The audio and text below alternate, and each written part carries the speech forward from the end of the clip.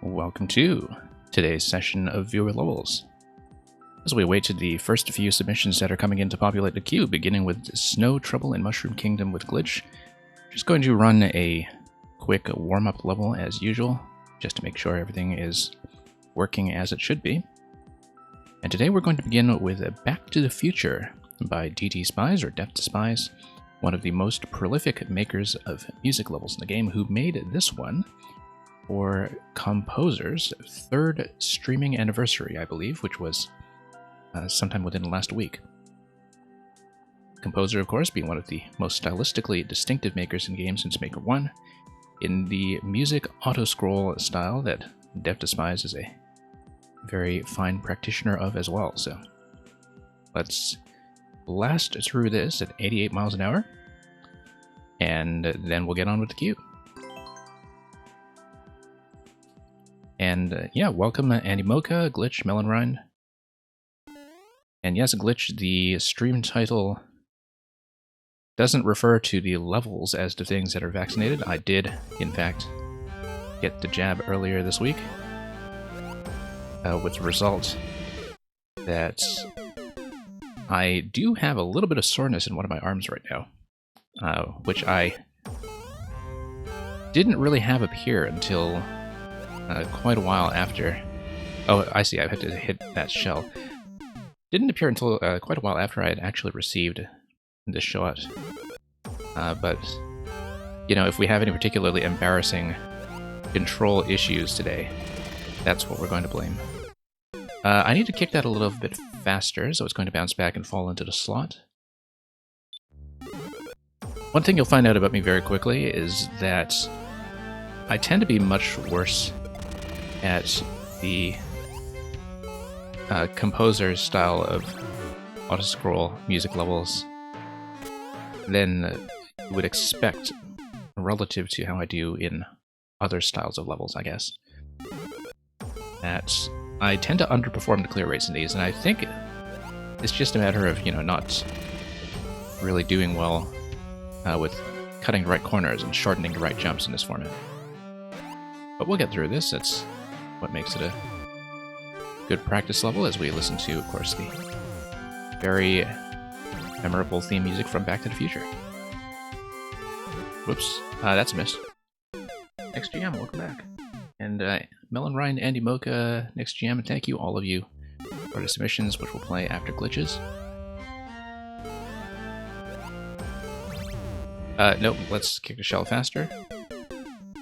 I can afford to maybe kick the shell before I go up, maybe? No, I think I do have to bounce up from the positioning I'm seeing here, so yeah, knock this over, follow up right into that well.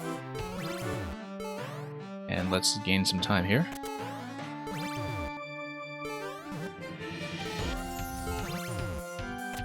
And as usual, let me know if anything seems off with things like the sound. I mean, that's why it's good to start with a level like this one, just to make sure we can show it off properly. Oh, this is something we know from far too many Death to Spies levels in the past. A poison mushroom section in a music autoscroller. We've died to so many of these. Not today, though. This one is tuned to be a little bit easier than some of the things we've seen from Death to Spies in the past. And we'll zip right in. And that's the flagpole. Glitch, which one did I get? I received the Pfizer vaccine. And I do know that the kind of soreness associated with that jab is something that's pretty widely reported as a symptom, so nothing to worry about, just something we have to deal with and hope does not get in the way of too many levels today. So let's get straight into the queue. Second shot hit harder than your first. Yeah, I've heard that from a lot of people. I am quite a long ways off from the second shot, though. This was one of my earliest chances at receiving my first. So it's going to be a few weeks. This is a special level. I see. Let's see how special it could possibly be.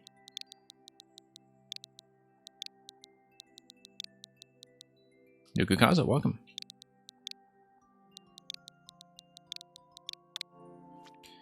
Nukukaza, I've been well. As I said in the stream title and was just talking about on stream before you came in, I did receive my first shot of the vaccine. That will affect our performance accordingly, I think. One clear so far from our good Twitch friend Street Rat, great puzzle player. Anyway, there's a puzzle in your boss fight, thanks Grakowski. Well, seems like Glitch has really been tapping into all the right streams lately.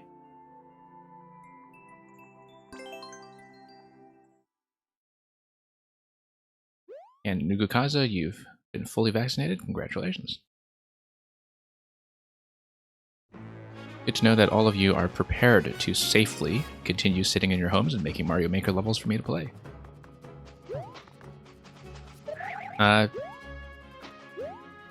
Nothing we can do here yet, given the overlap of the bricks being a little out of view. It's just a very decorative entrance. I can see where the tribute to Grakowski is coming from.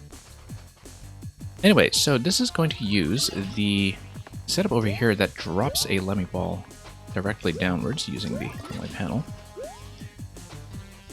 Over here, it looks like I should be able to cart the snowball across, but I think it would hit the wall if I just fire it, wouldn't it? So, yeah, thought so. Looks like, however, that if I manage to pull it up somehow... Well, let's take a look at what our objective is going to be here. We want to hit the on-off switch eventually. Hitting the on-off switch twice is going to lower the muncher over to the note block over here. It's going to hit the note block with something. Possibly something that's going to kill Lemmy and also bust open the hard block to the right.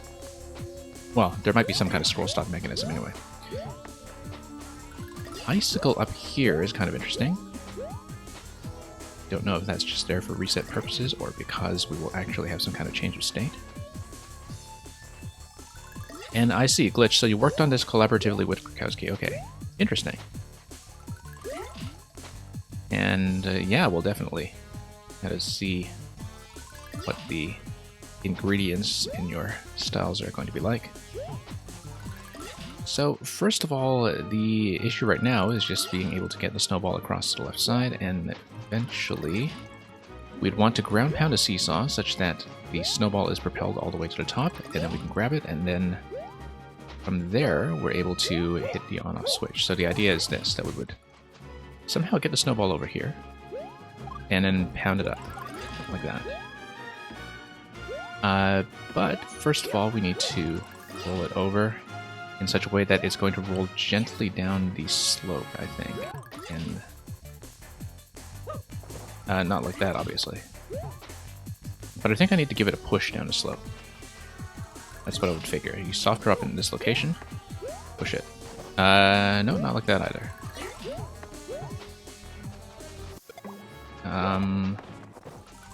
Yeah, there's going to be something with the object manipulation here that I'll just need to figure out just to get the snowball in the position I want.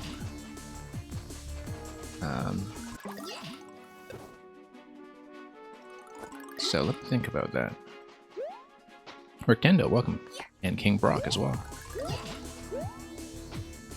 Okay, so let's think about this. I don't know yet what the icicle is going to do for me. Possibly there's going to be a power-up or something that comes out of this pipe and we need to manipulate that later.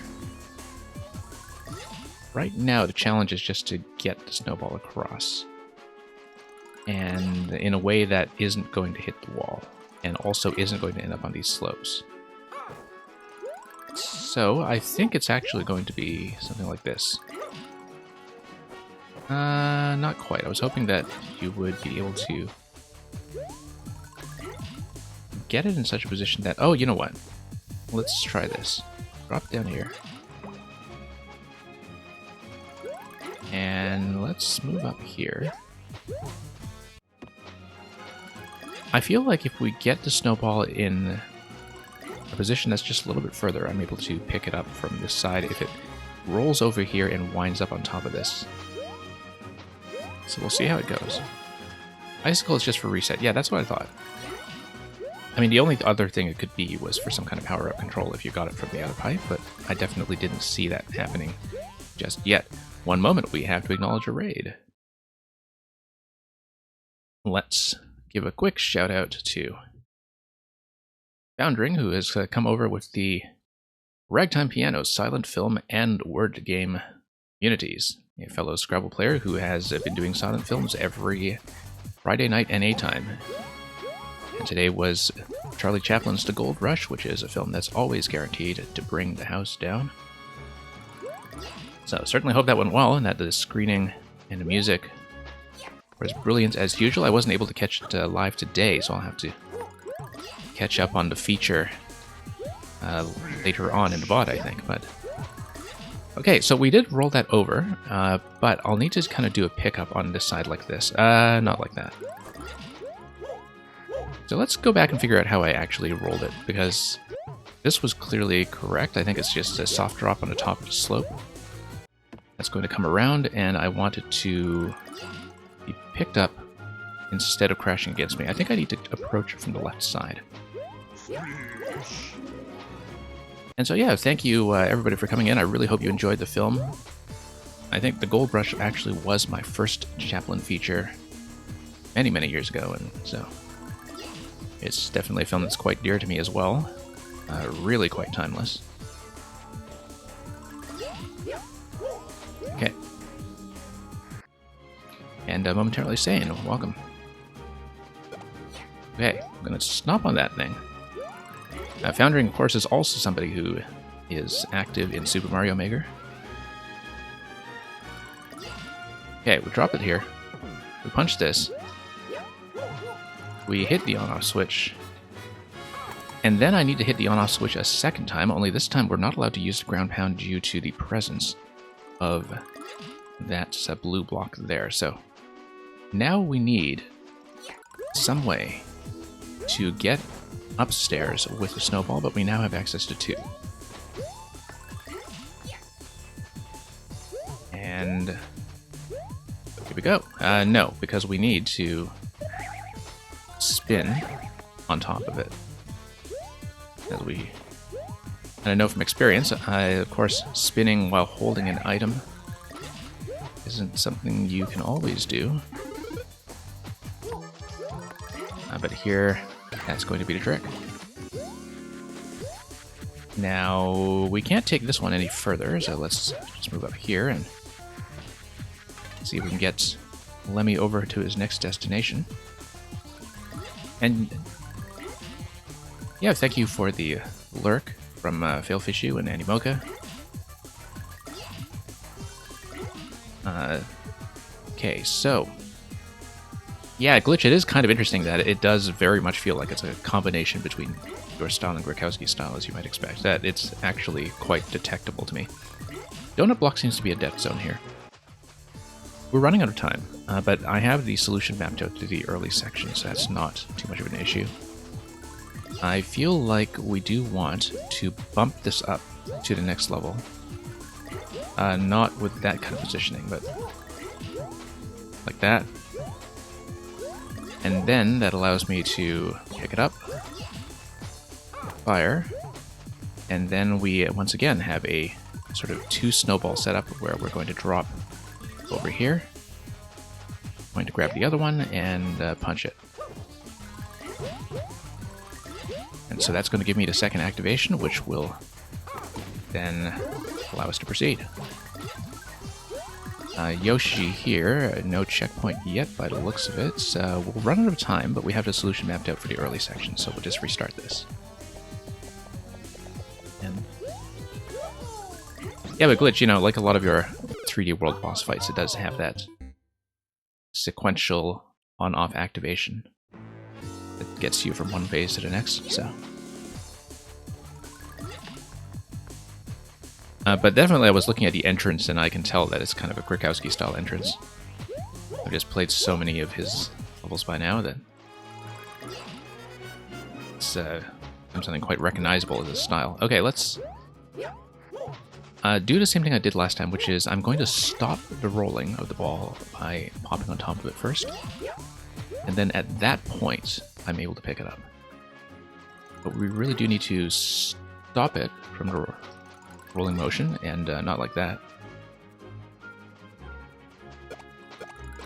Nope, not like that either. And Silver Soul Taker, welcome.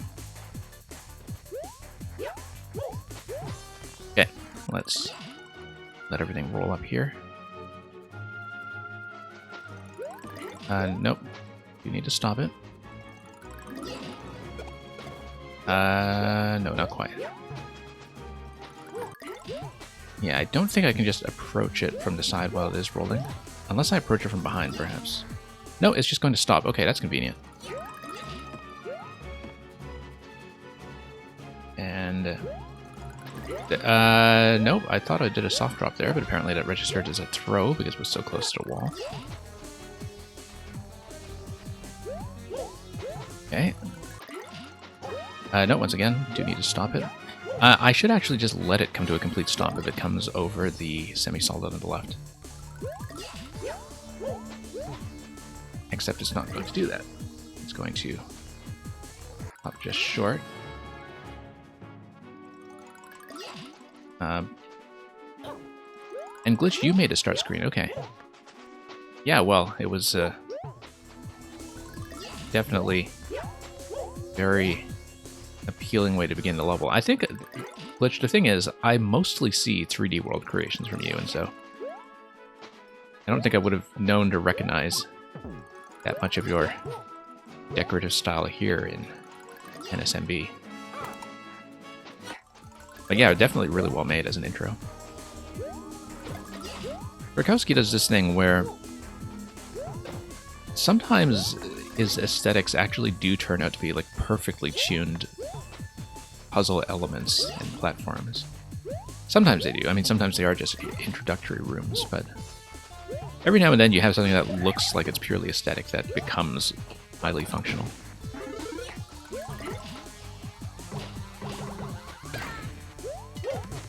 But yeah, let's do the same kind of sequence here. Just, whoops. Nice, gentle restarts on each of these as we blow the execution every time. I kind of like this corner pickup here on the bumper. It isn't intuitively what might happen, but it works. And it works very well.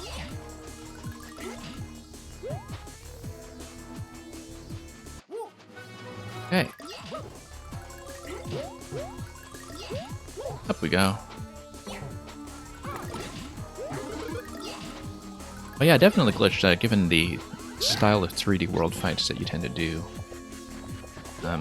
Feels like you definitely have a lot of Koopaling fights left in you. You know, just in terms of manipulating a lot of these multi-phase patterns. Okay, so we're going to use Yoshi to do the snowball drops this time. It looks like we need to find a way to, first of all, get up here. But, no, we're going to... Let's see, Yoshi has one snowball. That's all we have access to. The other snowball does not respawn just yet. Ideally, I want to press the on-off switch such that a Lemmy ball is actually going to eventually wind up across and trapped in the claw, I believe. Thank you for the follow. That applies to the people I didn't acknowledge earlier as well. Bach Addict and Just Joshing, Super Duper Alex, thank you all of you for deciding to give this stream a go. I think this is going to be something to do with Yoshi's spit positioning. If we can... Yeah, you can't really do a crouch jump with him so much in this style. But what you can do is you can do a soft drop on a snowball. Whoops. Here we go. And it should... Whoa, okay. Yeah, I see what's going on here. That's down here. Sends you down a slope. I do want to drop the snowball in such a way that I can obtain it. And on the other side, I think there may be a way to do this. I can always get out here, of course, if I am able to just, for instance, send the snowball up top by doing a Yoshi spin. I can follow it up top and then just manually pick it up and throw it myself. Also, just a normal spit should be able to take the snowball down to the claw. Not. Okay. Can I do a soft drop on it in midair? Let's... Seems difficult given... actually, no, just a straight spit past the conveyor belt should do, in fact. No, it shouldn't. Okay. Let's figure this out, because I feel like I should be able to take it across to the claw. And momentarily saying, you are borrowing Fire Emblem Three Houses. It may be a while before you're able to return it. It is a massive game, even by Fire Emblem standards. Absolutely gigantic. Am I able to take one of Lemmy's balls with Yoshi? This is something I don't actually know. No, I didn't think so. I feel like I would have known that if it were in fact the case. Anyway, I think... Yeah, I need some way to get a snowball up in this position and follow it up somehow. Either by trapping it here, which I think will eventually happen with the Lemmy Ball anyway, once we hit the on-off switch. Or... Let's see. I feel like I should actually just be able to take it up with Mario somehow. If I just find a good pickup position for it, so...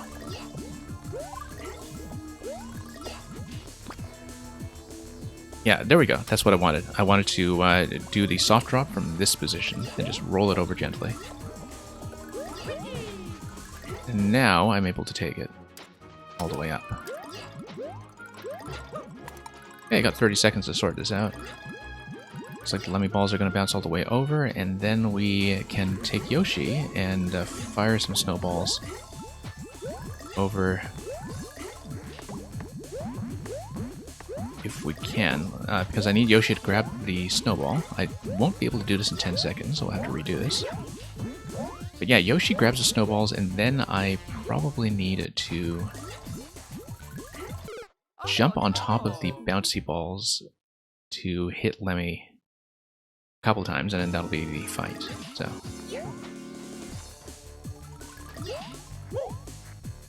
his balls are being destroyed on the red blocks anyways, yes.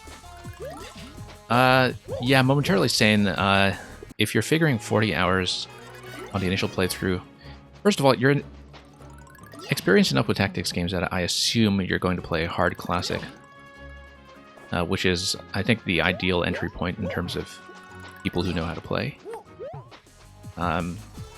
You're going to need more than 40 hours. Let me just say that from experience with Three Houses, because it is a lot bigger than you think it is. Partly because there's a lot more stuff that you can do to configure your party between maps. And just a lot of room for optional content as well. Like, I know some people have finished it in 40 hours. I don't know how they do it. Because, honestly, yeah, my runs took a great deal longer than that. It may just be because I'm a slow player, but, you know.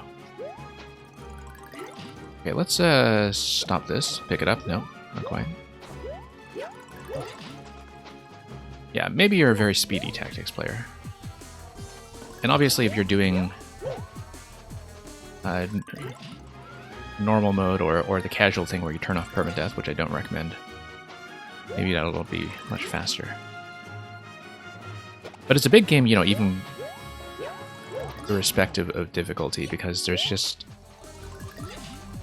a lot more stuff between maps than any Fire Emblem game before it. Especially if you actually like to micromanage your stat growth and your party members. Can I bop this on top? Yeah. This, I feel like, I don't have a good systematic way to stop it just yet on the left side, but we'll see. But there we go. I'll take it. Can't seem to do that very consistently, so we'll just have to make up for lost time here. Okay. Nope, let's not fall into it.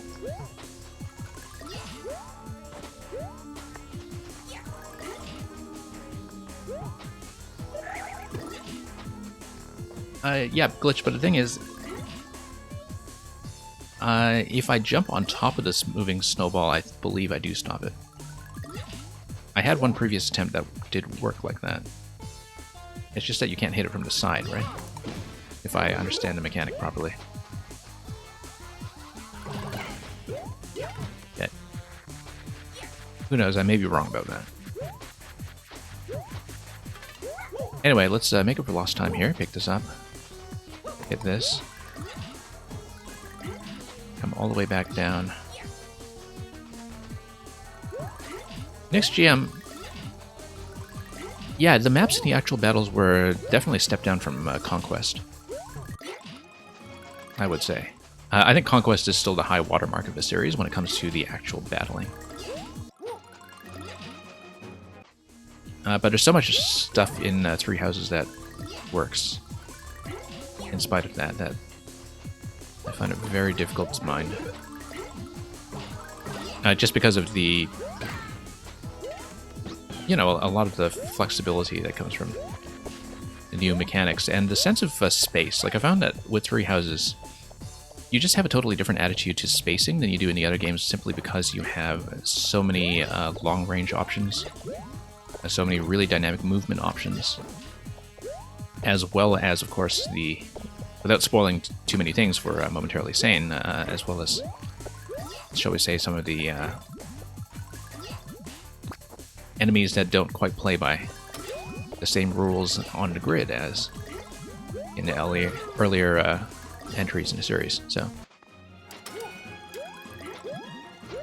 but yeah, I definitely think it's a game that's ripe for a lot of refinement in the way that Awakening was very seriously refined going into Fates. That, you know, Fates just kind of solved all of the design problems with Awakening when it comes to mechanics that weren't quite polished or balanced. But yeah, we can't. Yeah, we can. Okay, 200 seconds to do the rest of this. Let's get to jump on him. Okay, that's going to give me plenty of height, actually, thanks to Yoshi's flutter jump. I'm going to do a lot better than that, though, to find a window of opportunity to actually hit him.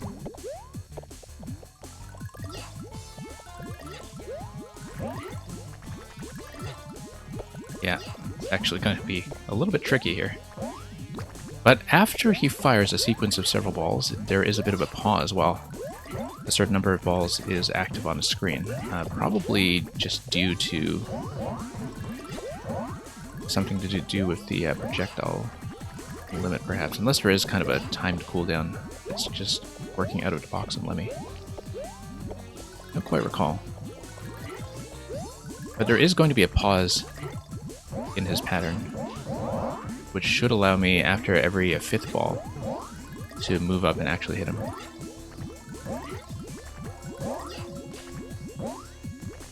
Nope, not quite. I need to get a little bit higher. 130 seconds left to get our hits in.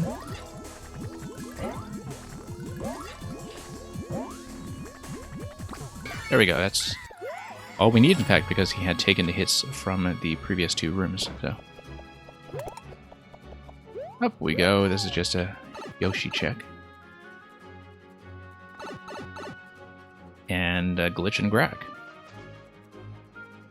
Did we miss an alternate exit? Okay, no, we didn't. This is a checkpoint before a final boss phase, which, being a glitch level, I should have known to expect. Okay, it looks like up here, we bounce on top of a ball, we're able to get up there to that snowball. Our first objective will be to hit the on-off switch. which will eventually drop me a second snowball, but yeah, there's going to be a particular sequence here to grab more snowballs and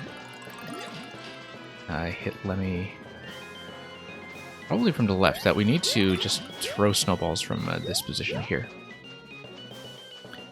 And in order to do that, we need to grab them and place them in the first place. So we will time out on this attempt, but let's see how far we can get.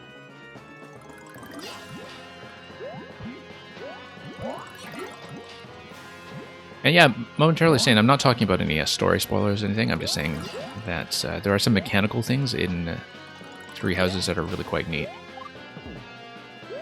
In general, the sense of spacing, as I was saying, is very different from previous Fire Emblem games. Like, it feels much more open. There are far more reasons to spread out your party rather than clump up in tight little defensive lines. And that's something you'll notice immediately, that just because of the way the character classes and enemies are designed in that game, it's a totally different approach.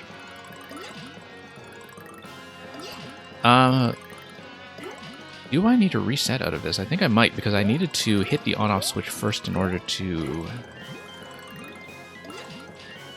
drop some additional elements, maybe. I don't know, because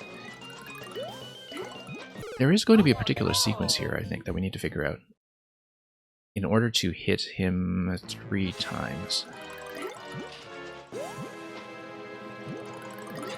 And I also don't know what's going to come out of this jump block over here.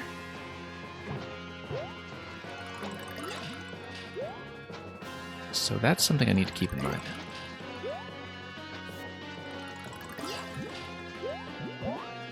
And yeah, momentarily saying, if you have a completionist problem, like, budget a lot more time for your first run. I mean, I wasn't really seriously completionist my first run. I did try to have a do everything run second.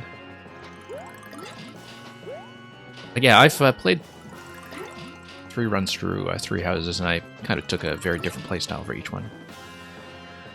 But one of them was a very completionist run, and I guarantee you it takes a lot longer than you think it will. I think I can probably hit that. I want to drop this, but if I drop this, I need to hit the switch twice, because otherwise I will be blocking myself off here. I wonder if the note block is supposed to just give me a significantly more powerful object to work with, and that I shouldn't be thinking about throwing 3 snowballs in this position, but rather manipulating all of the other ones in sequence. So for example, attack this guy. Notice that this is something repeatable. Then why would I want to do that when I can always just move snowballs up this way? Okay, so I see. So this allows you to recover a snowball after getting another one. That's the kind of interaction we need. Yeah, so I'm down by a snowball right now, and if I were thinking about how to get additional snowballs without expending one, then I'd be in much better shape. So, however, you can also use the reset doors, because the reset doors will default this room to starting in the off state. Welcome. Next GM, I've played Path of Radiance. I actually never managed to get a copy of Radiant Dawn. Yeah, I have played most of the officially localized games. Like, I've played everything except Radiant Dawn and the Shadow Dragon remake on, what is it? It's DS. Okay, so now I'm able to do this, I think, and get 3 balls. Or am I? Because I'll need 1 ball to hit the on-off switch. But then I need to expend 1 in order to get this one over here. But if I take this ball with me and respawn through the door, then everything can be in the on state, but this ball will already have been claimed. So, yeah, no, I know how to do this. I need to come up here again. And we're going to carry the ball that comes off of the switch drop with me into the reset door. Now we have access to all four. So, we'll do it this way. Oh, except no. I've got an issue here, which is that I forgot that I need the off state first in order to grab this guy.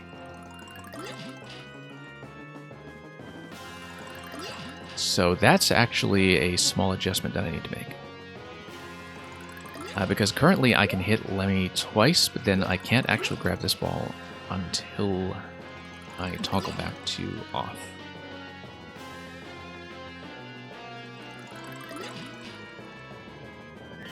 So, yeah, quite possibly. I don't know if maybe this was the one I was supposed to bring with me instead. Because we're running into a problem now where I will only get 2 hits in. Oops. But I can think once again about how to use the reset doors to my advantage with the on-off state. So for example, you hit the on state while grabbing this as ball number 1. Yeah. The thing is, you have to spend... I feel like this has to be the one you bring through the door, because you don't have the opportunity to hit the switch once or twice when you come in. But you need to at least start in the off state or have an activation in the off state in order to hit this guy or retrieve this guy. And that's going to be a bit of an issue.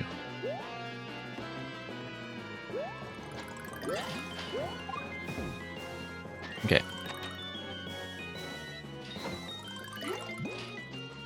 So Wasabi Wabbit, the way that the snowballs reach Lemmy is by throwing them from here, while the state is on. We know how to do that, but we need to hit him 3 times. And Lemmy completely resets when you go through the door. The idea should be that you have to have one of the snowballs and a specific on-off state that you take with you through the reset door. And that when you do that, you want to wind up with 3 snowballs available that you can still use to hit from this side.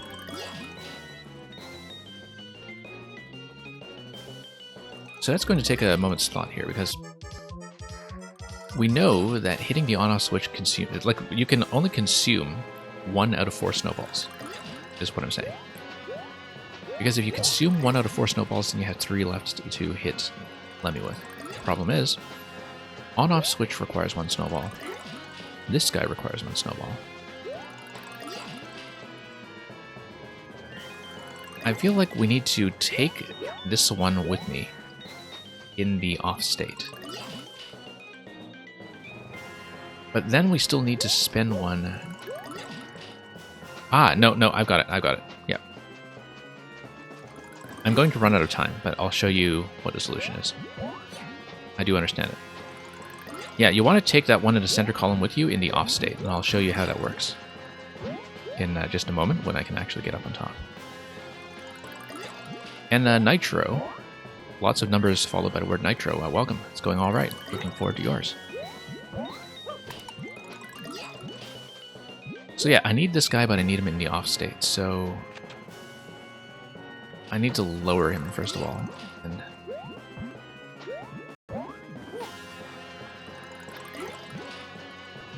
And then, yeah, let's get this first of all. We're going to run out of time, but let me show you the sequence.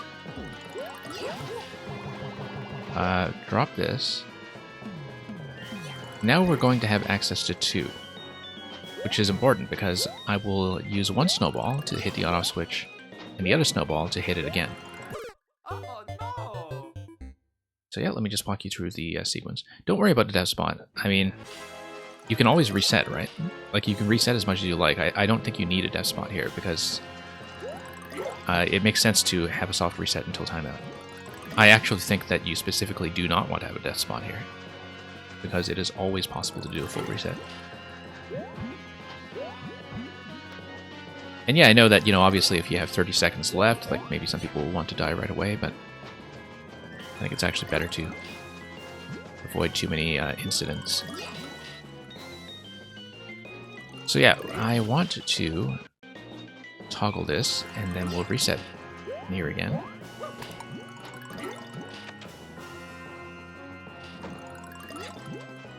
And up we go. And then I want to grab this guy eventually, so let's drop this. Oops. Drop this. And then I need 2 balls remaining, so we can probably just ignore this guy, in fact. Just for now. We don't need him yet. Let's get into a better position here. Oops.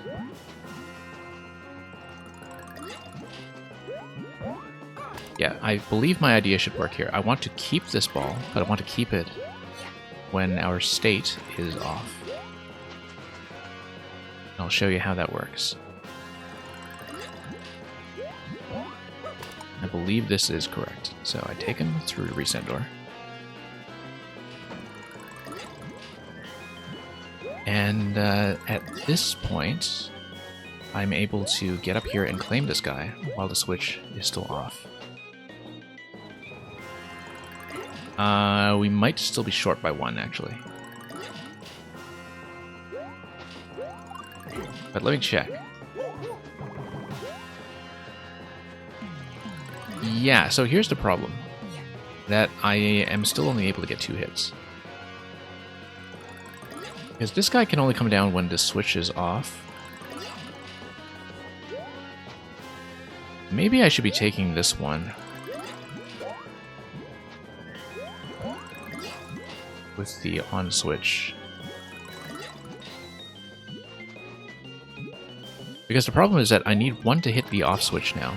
And I need 1 to hit this guy. Whoops. And I just nuked it. Okay, never mind. Let's try carrying this one through when I'm in the on state. Because that's the one that we cannot normally get out of the way.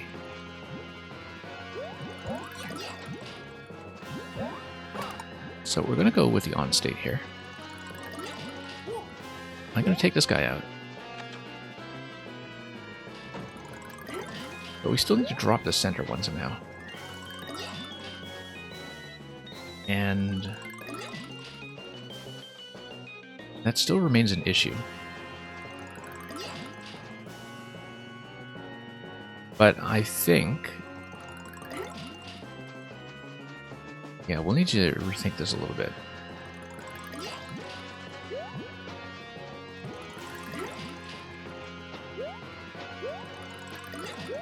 Because, yeah, it's definitely going to be claiming one of these with a specific off state. If I claim this in the off state, like this one over here, that doesn't really make much of a difference. If I claim it on the on state, that's something I can't normally do. But which possibly allows me to do something with... I mean, the jump block doesn't give me anything, right? It's like just there to nudge things. Yeah, I didn't think so.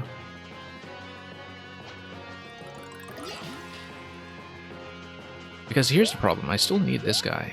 And I still need switch activations in order to make that happen. Unless there's an easier way to pick this guy up, which I don't know about just yet.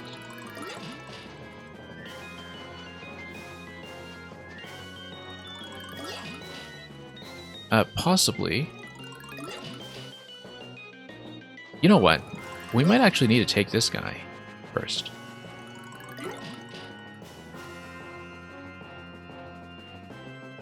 Because at least that's one firing pattern that's not expended. Yeah, no, I get it. So I won't be able to do it on this pass because I need it in the off state. I want to take this guy in the off state. I'll show you why in just a second. Let's switch to off first of all, and we'll take the snowball around again. It's because that's how we reduce this whole thing to 1 and exactly 1 activation. Nope. Hang on, let's grab the other one.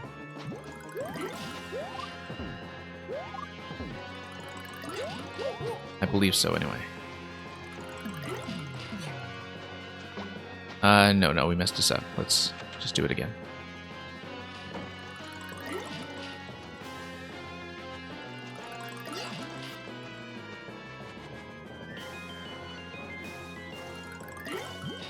And yeah, I've got to figure it out. It's just that I needed to keep the sequence straight in my head. Because I knew that I needed to reduce, an activation somehow. That you can't really spend 2 snowballs on something other than Lemmy. You need to reduce this problem to spending just 1. And it was just a matter of teasing out which one that was going to be, and I think we have it. Okay, there we go. So I take this guy through here. And here's how that's going to work. I now have the ability to claim all 3 snowballs that are in their trapped positions. No, not like that. Let's redo this. 100 seconds, we'll get it. I have the solution at this point, so we just need to not wreck everything like that.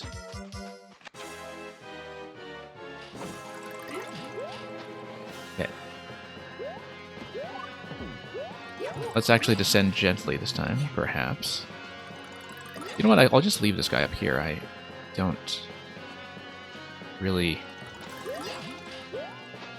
need him just yet. What we need to do is, at this point, hit the off switch. Okay. But now, we're in good shape because we're just going to get 3 hits. That's going to be it. Not 60 seconds to do it, of course.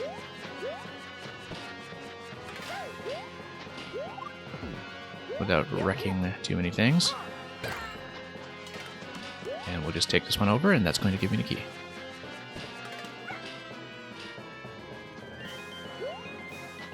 Alright. Let's get firing. Worst thing that can happen at this point is that we accidentally lose the snowball and crash it against something. But we're careful about a soft drop. That should not be the case. Let's get out.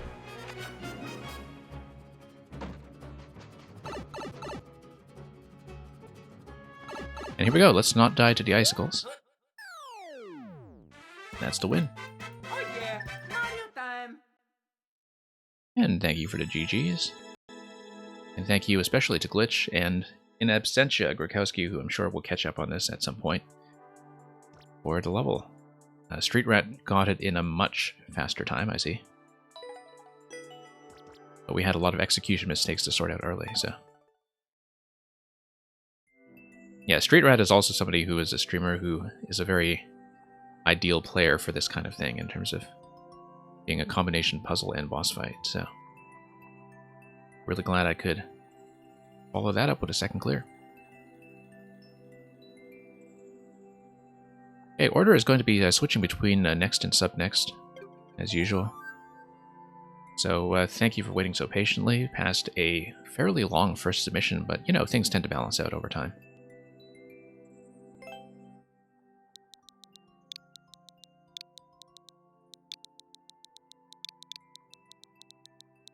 I see the POW, and do recognize this as a Nugukaza code.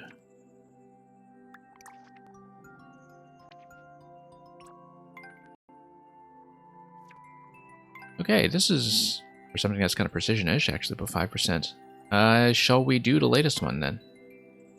Kaza. Because I think it would be nice to kind of balance out the last level with a bit of a short and sweet one, relatively, compared to some of the creations you've sent me in the past.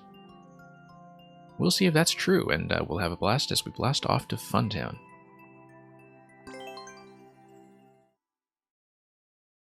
You were shooting for 5%. Looks like you were pretty close to the target, so... Oh, yeah, no, actually, I've seen the earlier draft of this one. Do you still want me to play this version? I actually did see the early version of this. But I'm totally fine with playing the final version, of course. And I'm kind of curious about what kind of tuning passes you made, even if I don't notice all of them. Okay. Now let's try to move down here. Here we go. Now we don't get crushed. Now we don't get crushed. Now we got crushed. Let's just restart.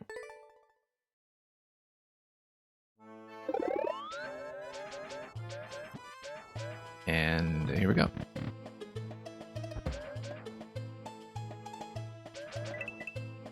Yeah, it looks like it has gone over pretty well so far by the looks of it, so... Hopefully the previous test we did here was useful. Okay.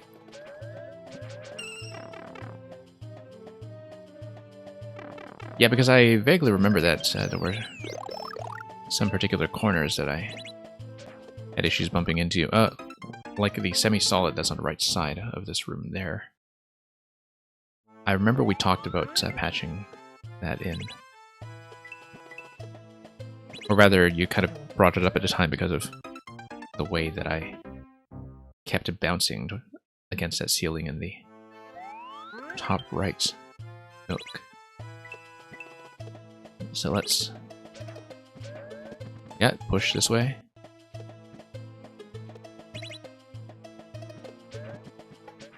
Nope, not quite. The clown car does slow down a bit when I bunch up against a blaster. I do need to exercise a slightly better understanding of how that's going to go. Oh, trying to accelerate there, a little bit too slow.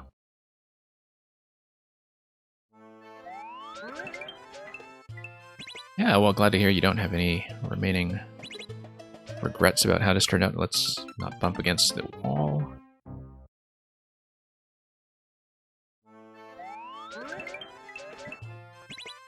Yeah. All the things that are valuable skills in Mario Kart do apply to P-Balloons as well.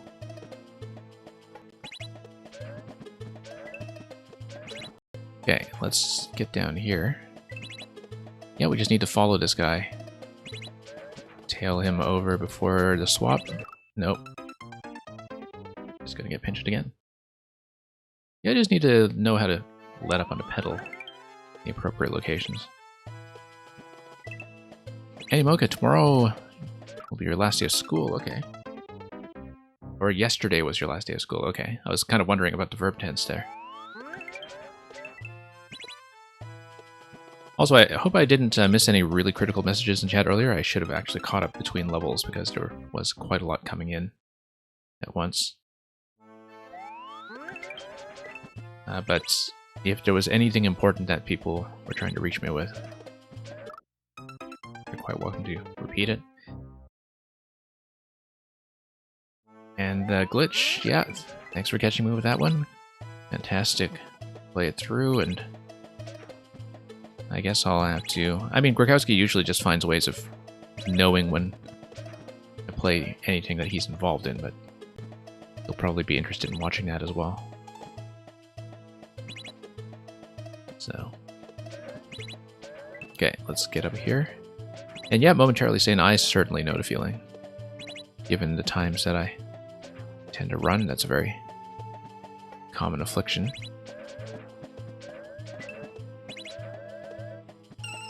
Okay, we'll draw the mole over here. Try to bump him out that way. Whoops. And just try to get back into position. There we go. Oh yeah, this part.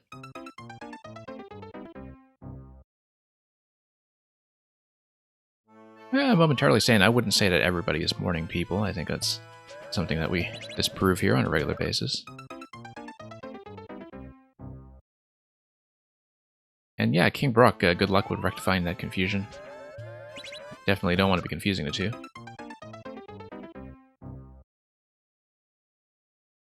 Keep your jelly donuts and rice balls in their proper place. Okay, we need to do the sort of fast deflection off of this. We don't need to. I remember that we had kind of played around with this and found just a better timing to work with in general, just to get out safely, like that. But yeah. Let's turn this corner once again. Whoops. Thank you for the follow. Yeah, for people who are new here, Mario Maker is the main thing we do here on the stream. Usually with 2 days of viewer levels on the weekends, and some other feature content throughout the week. Sometimes we swap the midweek content with some other games, like we did last week with Captain Toad. But yeah, I do change things up quite a lot around here. This coming week we'll probably be back to running things like Maker Puzzles and possibly a Super World. But we'll be back tomorrow with viewer levels at the same time slot as well. Assuming all goes well. Okay, this 2-coin slot here definitely feels more relaxed than it did previously. I don't know if it's just the indicator that was changing or something to do with the blaster placement. But yeah, this actually feels much more generous than it did before for some reason. I don't exactly know what changed with the tuning, but it definitely felt a little less strict. Okay, here we go. Yeah, nice change, I think. I appreciated both of the major changes I noticed, like the semi-solid right after checkpoint 1 and the circular pattern at the end in terms of being much less likely to give you an unexpected pinch. Thank you once again for the GGs, and let's go back to next.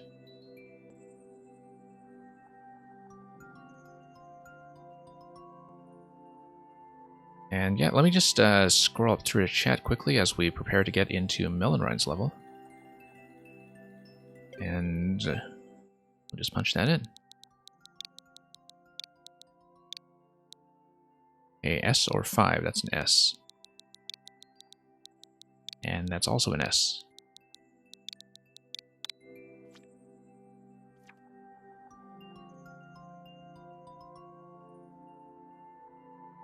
Yeah, just kind of scrolling quickly to see if we missed anything truly critical, but I think we caught most things. Everybody coming in earlier, so let's take a look at Lakeside Slide by Gilmore / Melon Rhine, a short level from February. Expert or super expert? Well, I mean, once again, around the 5% mark. And like so many Gilmore levels that we played in the past, it is going to play with the rising and falling water. Apparently. Being a slide, I assume we're going to be following it on the way down, but let's see if that's correct.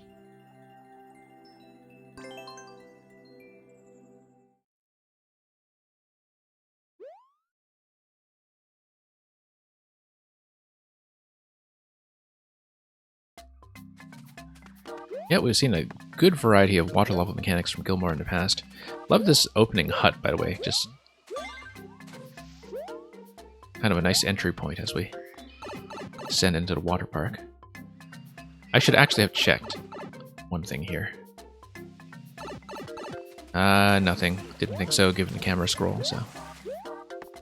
And given the 2-screen positioning of the opening area. Okay. and then we slide. And we need to get out quickly enough to get on top of the blooper. I felt like I was a little bit behind pace. So, we'll just need to adjust accordingly as we get down all of those conveyor belts. Let's actually jump over.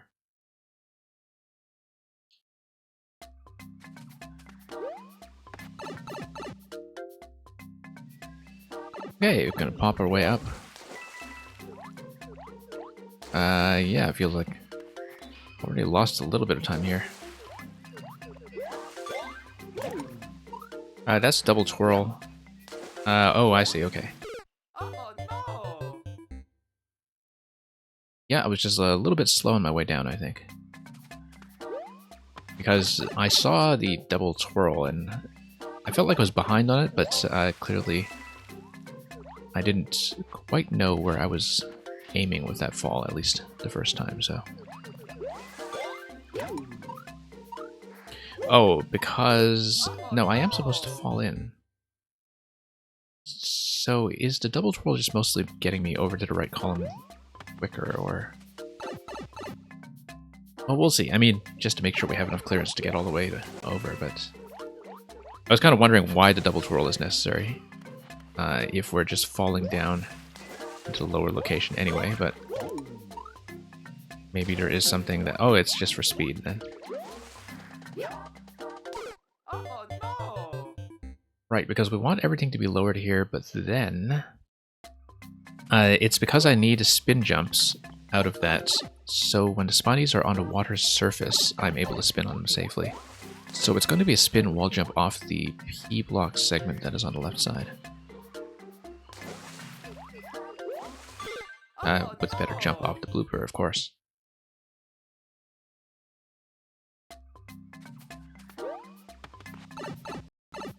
Okay, down we go.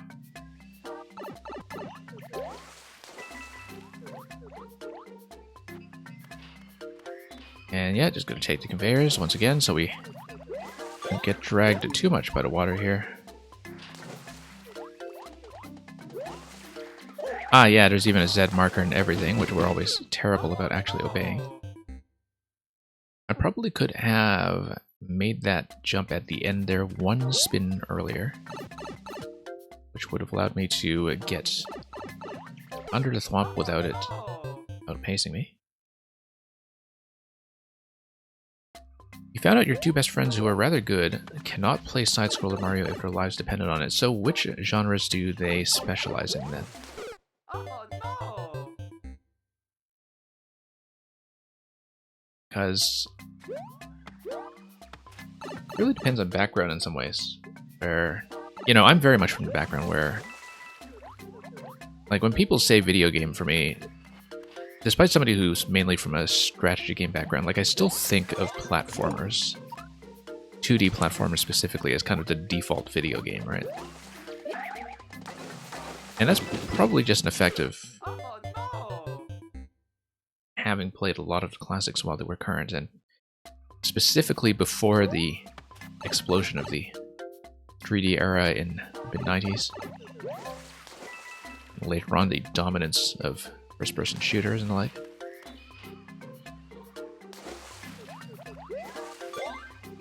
But yeah, I'm, as I've said many times before, not somebody who made the 2D to 3D adjustment very well.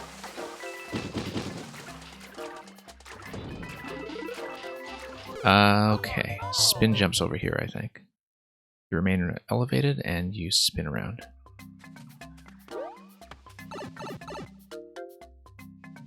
One is a Dark Souls guy and one is Madden. Yeah, I guess if they're accustomed to those games, especially, you know, with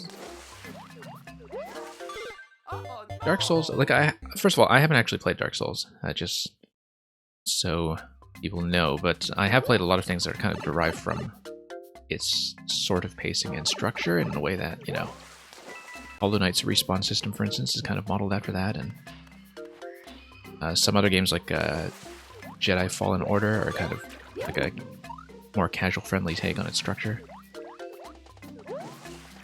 But I haven't actually played Dark Souls myself, so I don't have a sense of what people are referring to when they talk about its difficulty.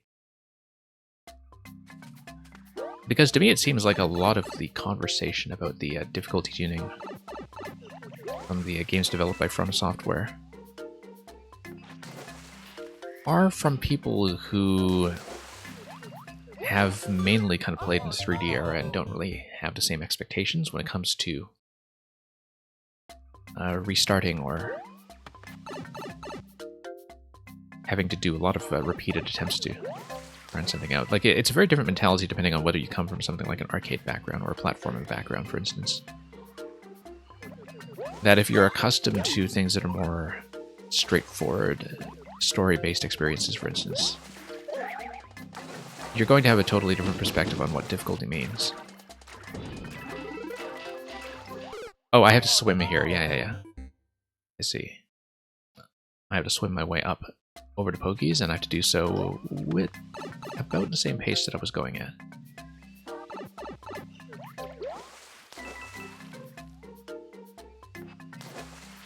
Honestly, all Dark Souls is about is figuring out attack patterns and puzzles. Yeah, that's the thing. That's that. No. I mean, a lot of boss fights are exactly that, right? That's... Many boss fights were conventionally about patterns. Unless they were the kind that was more about just grinding out a bar, but... You know, a lot of classic boss fights have always had some element of trying to figure things out to mitigate the incoming damage that you're taking, or... Okay. I feel like I'm a little behind pace here.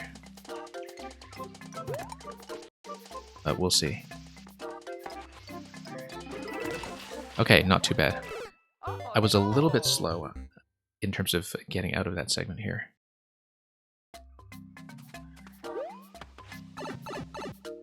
You've been playing Mario with these guys forever, but you're saying that they just can't handle side-scrollers for some reason.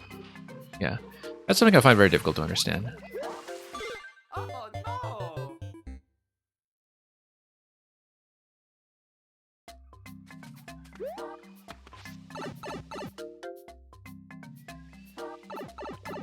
But, you know, I think 2D side-scroller thinking is just so familiar to me Oh no.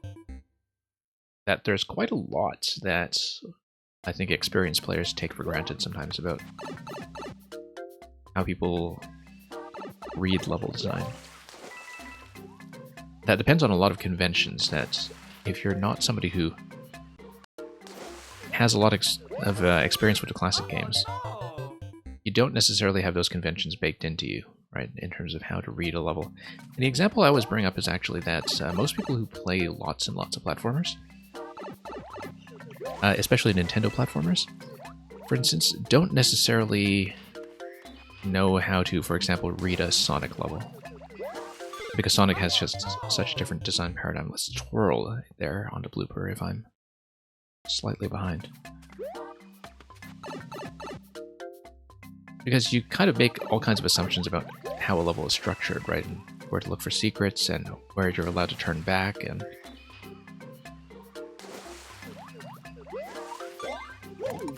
sorts of moment-to-moment decisions that are driven by experience.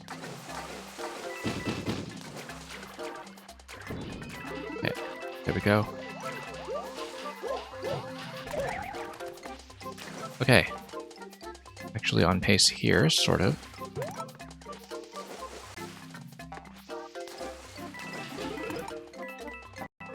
Okay.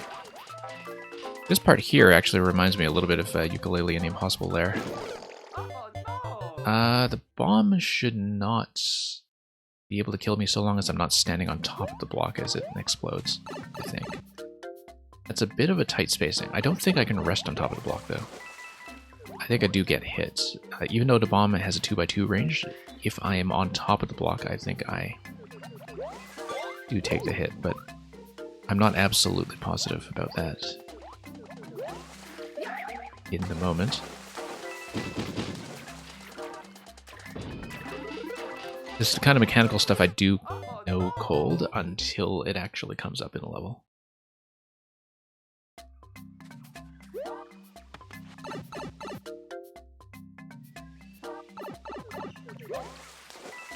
But yeah, momentarily saying the thing I'm getting at is that,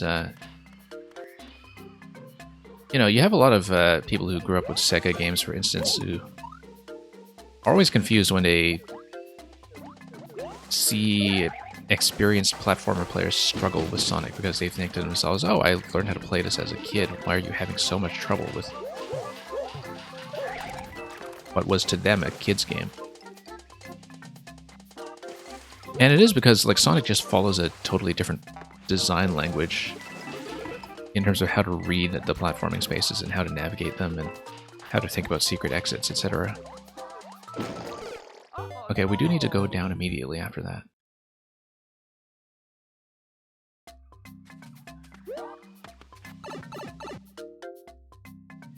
Well, it's funny that you mentioned checking left momentarily, saying I feel like the game that actually really made that a thing was Donkey Kong Country.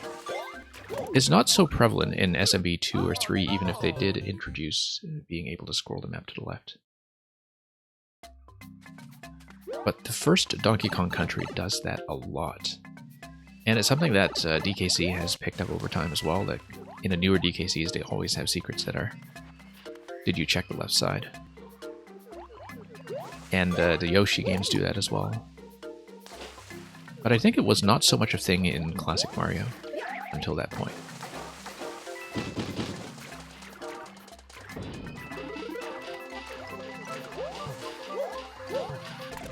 I mean, I guess I kind of vaguely remember what platforming life was like before TKC, so...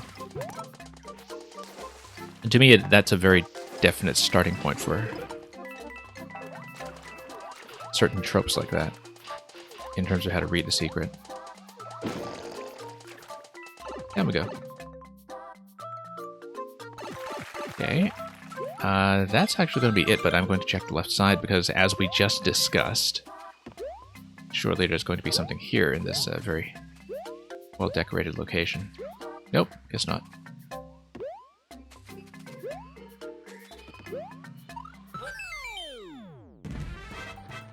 Oh yeah, Mario time! Well, I see, Gilmore, I don't actually tend to check for death blocks all that often, because we just don't get those kinds of levels, right? I mean, in Endless, I totally understand why that would make sense. Having watched a lot of people do things like the Nuzlocke runs lately, where the first thing they do is check for dev blocks, because they're kind of extra paranoid with the Nuzlocke rule set. Anyway, thank you. I'm glad you finally got a submission into me, given that you previous weeks did have to ditch because it was running a bit too long right before you were coming up. So I'm really glad you got one in today. Enjoyed playing that one a lot, so.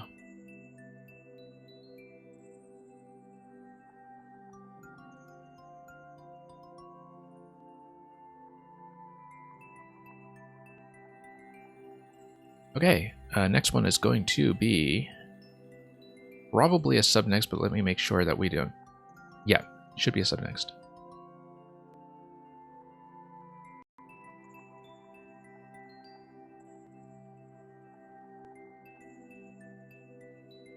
Well, level's going smoothly? I don't know. The puzzle earlier took me longer than it should have, simply because of some poor execution mistakes early on. But, like I said, I mean, I do love running puzzles. I don't enforce a time limit here specifically because I want to occasionally accommodate puzzles. And it's nice to have a good balance of hard and easy, short and long. So yeah, we've been steadily playing a level at a time from King Brock's Legend of Brakata, and here's World 1 Castle. You have discovered a random fortress. Maybe Bowser's inside. And yeah, momentarily saying the announcement level that we got from Redbeard last week was quite unique. We had played a couple of Redbeard escape rooms before, and so I kind of knew what to expect in terms of puzzle structure. I did not expect that in terms of theme. But yeah, that was something memorable for sure. Like a thing that you can talk about to people who don't even play this game, and they would kind of understand why it's something really neat. But let's just run the thwomps. Yeah, there we go. Look at this Goomba, it's just so heavily guarded by its dry bones bodyguards. Okay, let's mine the pipes here.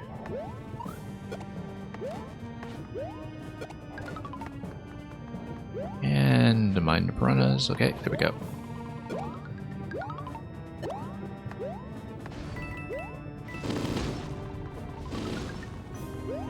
Yeah.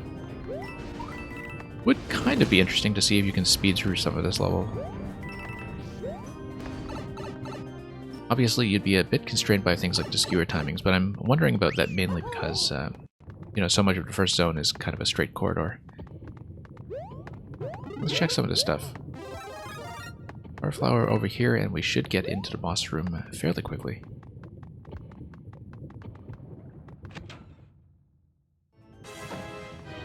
So yeah, let's not bump into the side. Bowser's going to drop me. He's going to say, ha, ha, ha. Okay, only 3 ha's. And okay, it's going to be Larry. We can in fact pelt him with a Fireflower if I wanted, but yeah, we're going to try to position that a little bit better. Yeah, need to wait for him to come out of shell form first, of course.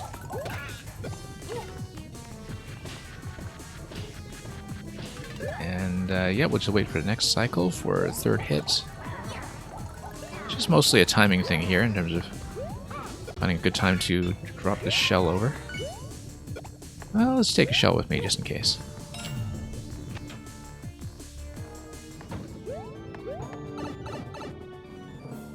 Yeah, it seems like Larry's room could have afforded to be maybe scroll stopped on the left side, but I know that was kind of made difficult by the initial drop location. Okay.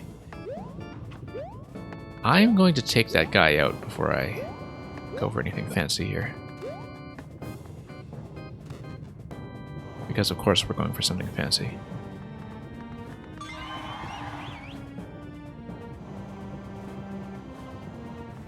Okay, there we go. Okay, nice, gentle, traditional layout to follow some of the previous ones that we saw in this series. I think in the first zone, definitely there were some segments that just kind of felt like straight corridors. But the enemy spacing was pretty decent for that, so. As for the fight, yeah, I felt like the fight probably could have done with a bit tighter camera control, but I know that you did also want the initial drop-in with Bowser laughing at you, possibly for story reasons that we'll see develop in future worlds in this series, so thank you for that.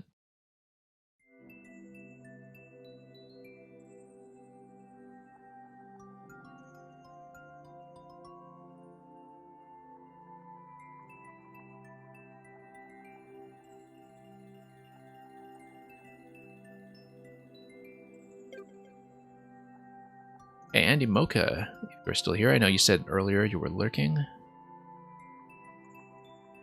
But we'll just do a quick check.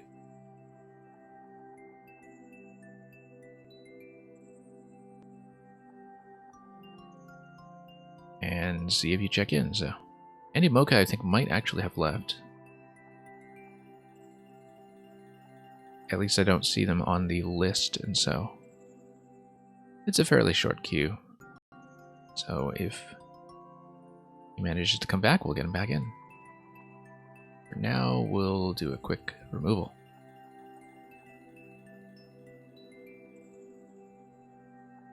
And we'll move on to next GM, who is here.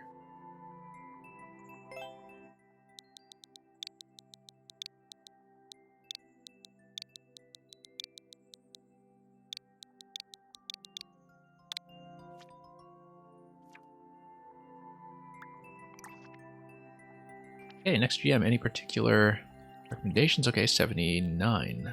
Let's take a look. Did you actually get up to 100? Yes, you did. Okay, congratulations on filling up the whole list.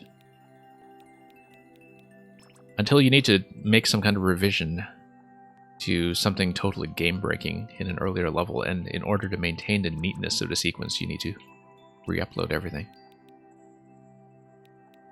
Hopefully that does not come to pass. And in the meantime, we'll take a look at Port Lagumba. And Electrodude, welcome. Mario visits a port with shacks and docked ships. It's full of baddies. World record by... Seriously?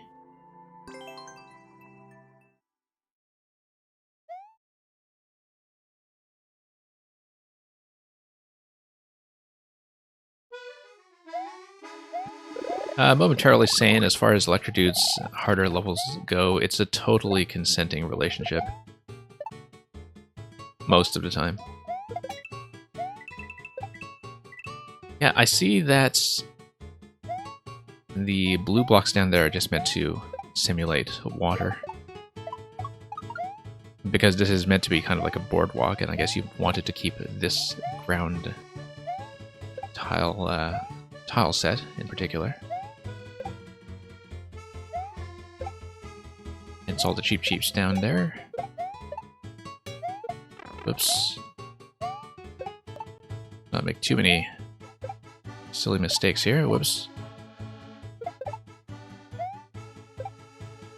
I'm looking all this time at ways I could potentially get up on top of the other locations, but, you know, in terms of having a shell drop somewhere, and for example, let's say we do this. Say we do this. I didn't quite sustain that, but it would not have gotten me quite there anyway. But you could see, though, how you could potentially like bounce on top of a Koopa, and I don't know. I was about to say shell jump up there, or just hit the vine and check for secrets.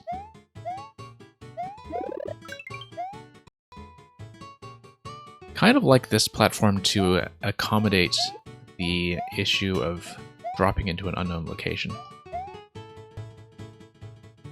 Not too necessary in this layout here, but it's always good to think about the camera that way and think about whether you have other elements like these background doodads to actually signal incoming ground. And yeah, next GM I assumed that you'd have a second account going after filling out this one. Nothing up here, okay. Okay, this is just going to feed me 1-ups that I don't even need.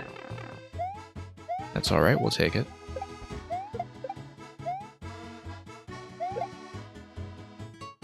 And just dodge the cheeps in the meantime.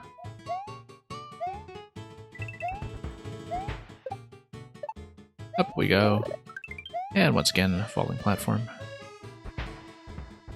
Going to be very kind to us. Alright. Might as well poke around. See if there is anything.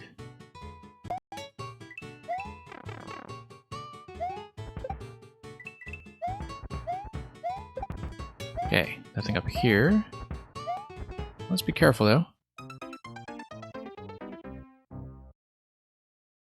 In case we get ambushed quite like that from being a bit inattentive. Electrodude, you did have a level going, but yeah, you were telling me that this is a kind of exam season for you, right? So hopefully that has not been too much of a problem. I mean, what you're saying, I guess you must be a little bit drained, but if it gets results, you know, hopefully that's all going to be fine.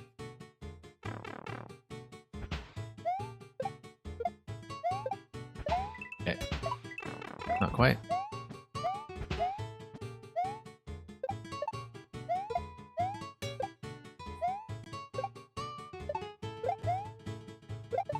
Okay, here we are.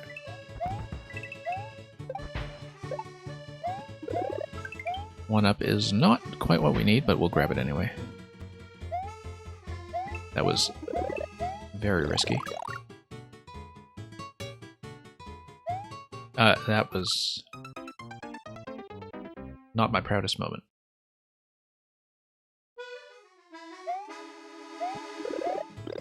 Okay, back we go.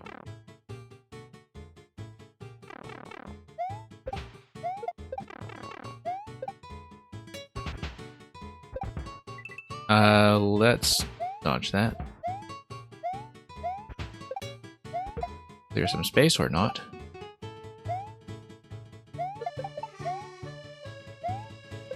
And yeah, let's just not get wrenched.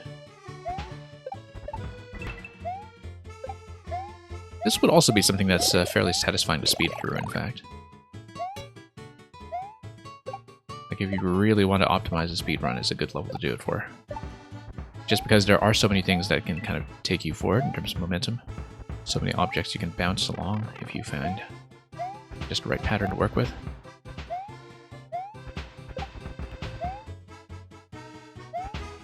Okay. Not quite.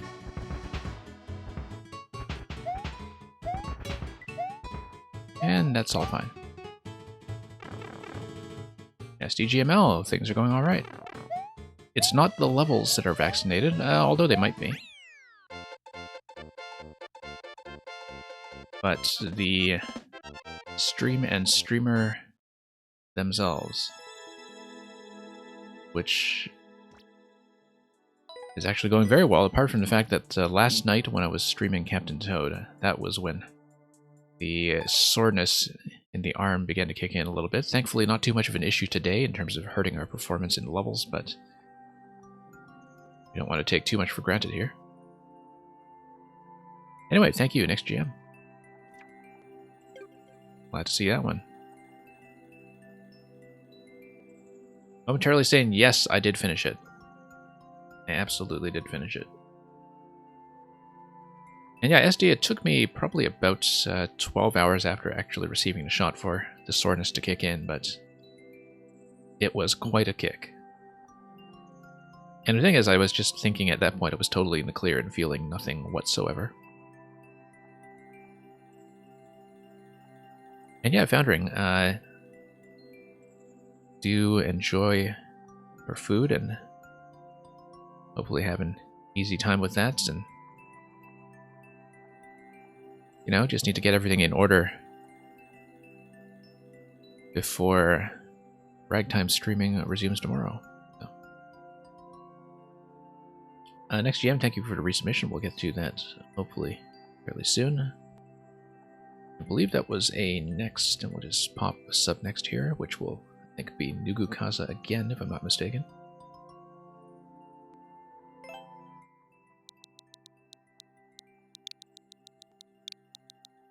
And SD, thank you for the submission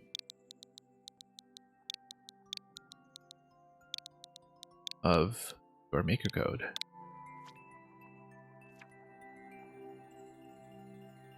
And yeah, momentarily saying, I remember you saying that you had already contracted COVID back in whatever it was in February. Anyway, Team P Balloon is going to have its own profile, which is very transparently also run by Nugu Kaza, I'm guessing.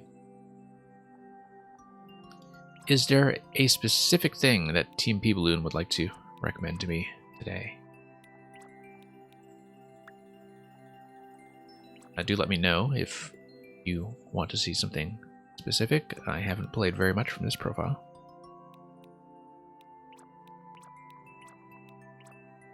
My choice, okay.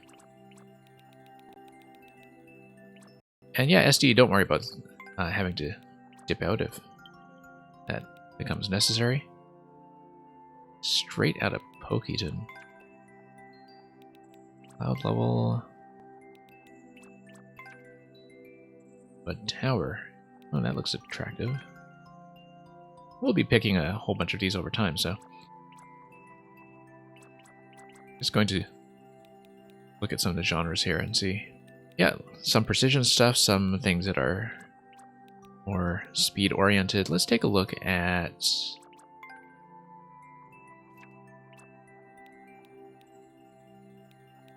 Goombud Tower, let's say, TMP Balloon. Since it is by Nugu Kaza, as you can see from the credit for most of these, actually.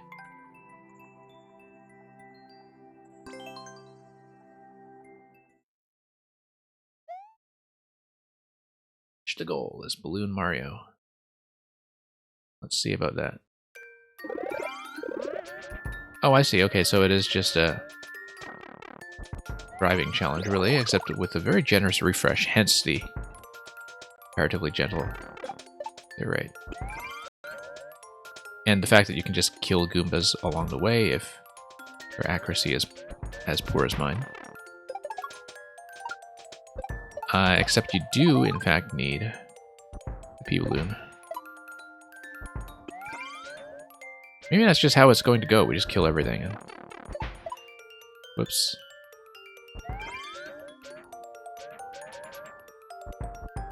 Totally reminds you of the StarCraft bounds, like the micro trainers. Yeah. Okay, so... yes, I remember this. The Goombud momentum glitch that we actually had been introduced to before in another Nugu Kaza level.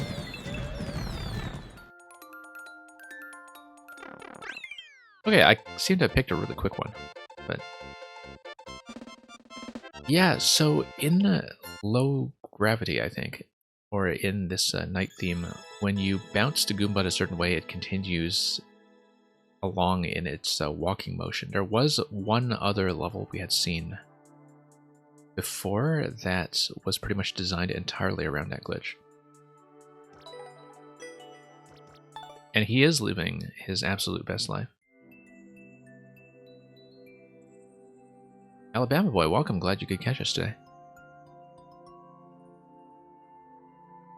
If he never looks down, he never realizes there isn't ground. Exactly, it's cartoon logic. Makes total sense. So yeah, Nugu Kaza, that was a super quick one. I'll try to pick a more substantial one for your next submission, since we had one replay and one really quick play for you today.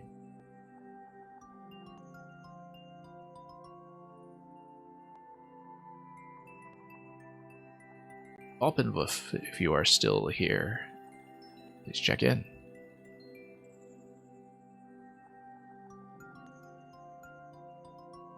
Alpenwolf, I think, might have ditched. I don't see them on the chat list, so I'll just, for accuracy's sake, give them a moment to check in before we see if Nitro is still here.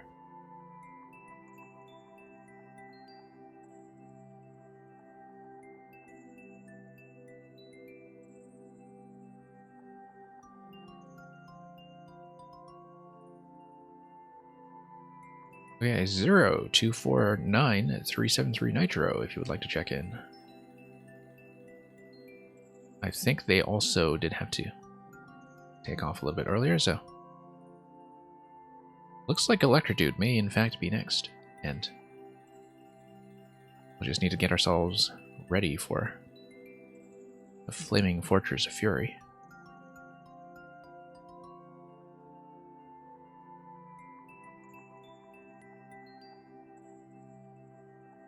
Yeah, momentarily saying I'm not going to do a really long continuous grind on it today. I'm going to try to make some reasonable progress.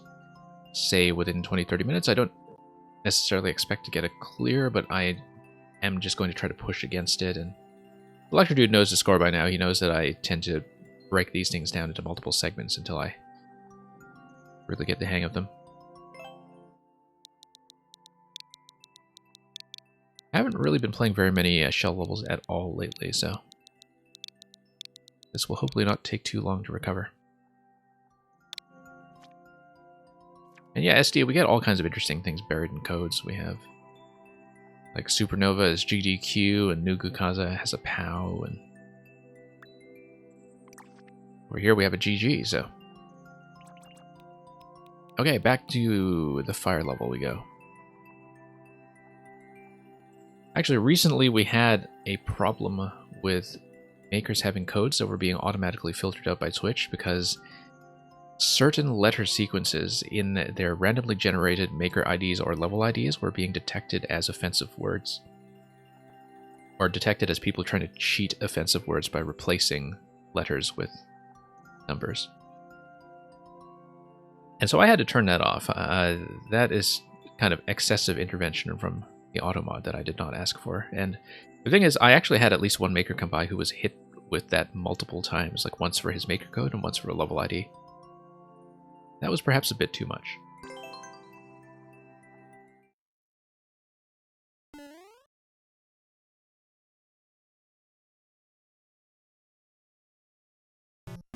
Even Gorilla, just kill you now. I probably shouldn't have taken that advice quite so literally at the beginning of the level, but... Okay. Right, I haven't played this one in a little while, so I need to relearn some of this early stuff. Hit the block, and then we continue.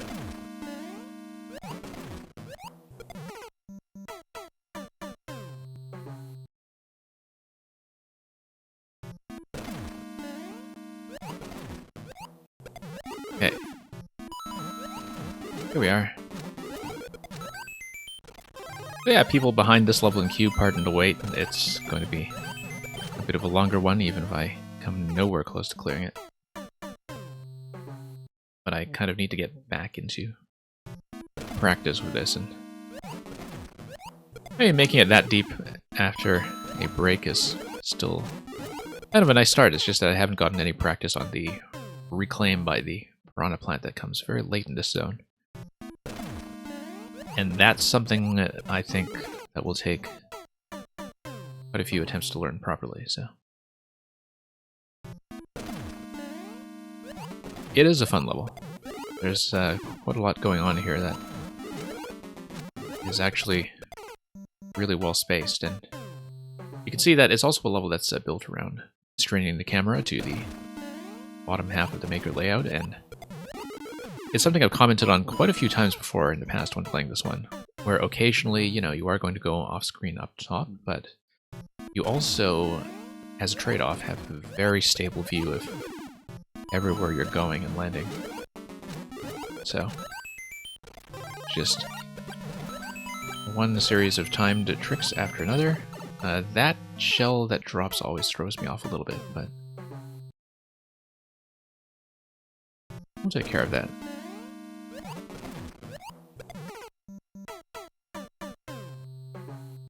And yeah, from a spectator's perspective, you can always just see all the moving parts that are on the bottom level.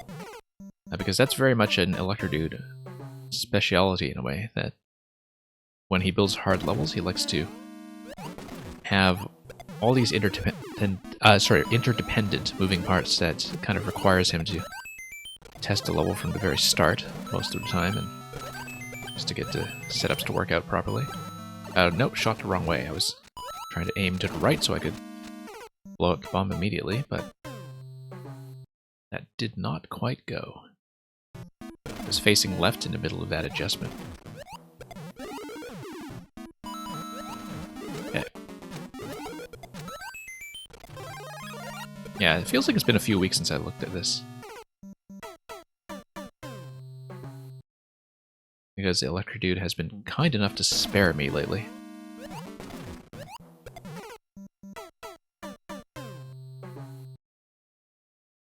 I guess you're not as far as you thought in Codename Steam. Yeah, momentarily saying you'll probably have that feeling with the Three Houses as well when you get through it. Do let me know how you're doing in Three Houses, though. I mean, yeah, I put a lot of time into that game, and I'm actually not totally done with it either. I want to do at least one more run, for sure.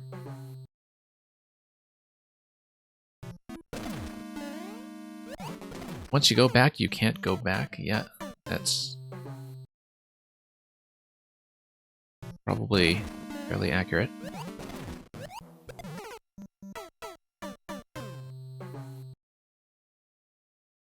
Are the giant octopi enemies Cthulhu related? Probably. I don't know momentarily saying if you have gotten far enough to recruit the character who is a very thinly disguised analog to H.P. Lovecraft.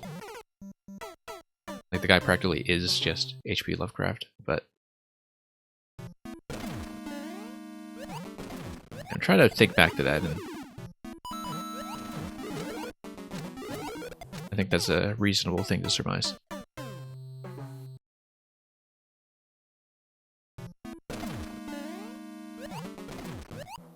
I mean, I'm not sure it's Cthulhu exactly. It is kind of an alien menace, but this is the same game where Abraham Lincoln drives around in a mech, so let's, you know, not make too many assumptions here about the internal logic of the lore. Okay. Yeah, like these jumps in the middle here are not too interdependent. Like, they are things that can be tested without much of an issue. Left, right. There we go. Okay, that's the reclaim right here. It's a soft drop on a shell, and you need to bounce over the shell. And it's going to deflect and pop out to the right through the saw blade. So you soft drop the shell, it's going to pop up on the right, and you drop on it a second time. And that's pretty much what this segment is going to be about. Now, that soft drop is really quick, because once you kill the big piranha, you don't have a lot of time to react to the fact that you're going to have a shell pickup in that spot. So that's as far as I've gotten on this level before. I've never done that successfully. But I also haven't practiced it very much.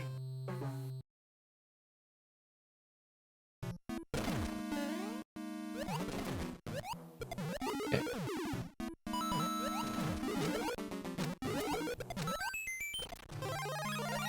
And Electrodude will read your designer note on the interdependency in just a moment. Every lava autoscroller you've made fits this description, and it wasn't fun to test. Yeah, exactly.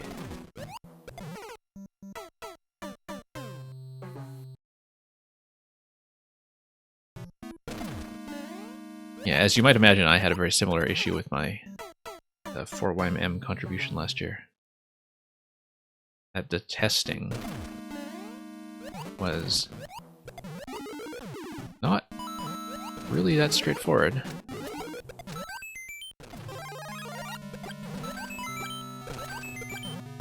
And of course, with lava especially, if you have any mechanisms that are buried under the lava, you also have to test things that are sometimes going to be invisible to you, and which are not always accurately replicated 100% by just switching, say, lava to water so you can see things transparently. Especially if you have things that are explosive mechanisms, for instance, that depend on bombs instantly detonating in lava and poison, which is the case here as well. But yeah, you have lots of buried mechanisms that depend on that. Enjoy the debugging process.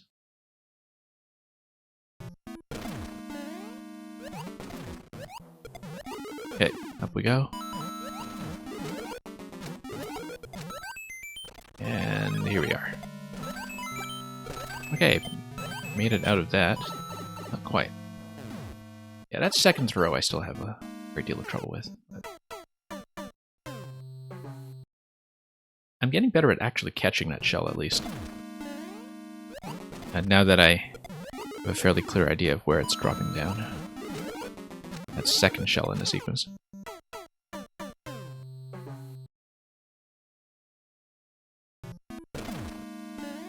And here we are.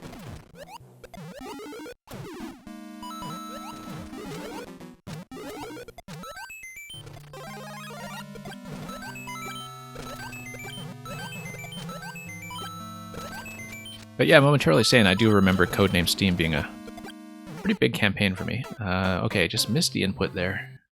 Release before I hit down.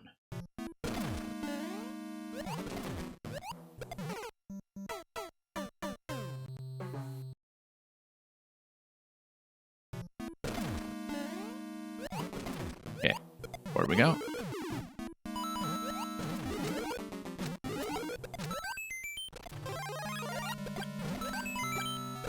And up. And up. Left, right. Yeah, once again, a lot of things to read at once in terms of getting to high bounce, then getting to soft drop. I'm sometimes reading a step ahead, and so I'm letting go of the wrong buttons at the wrong time.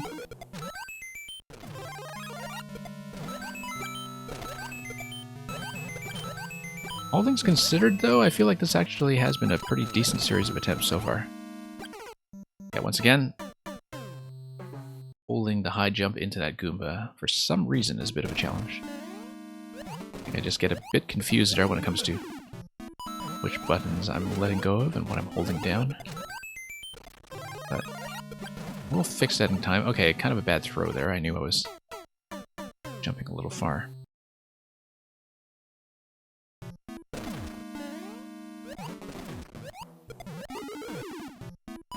And up we go.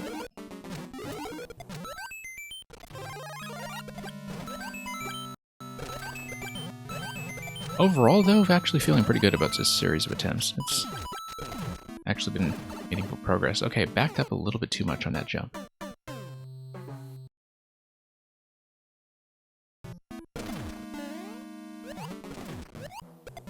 Yeah. If I can get this first segment down consistently enough that I can get a decent amount of practice on the reclaim, then I'm in good shape. Okay, no, let go too early, and it didn't get the soft drop there either.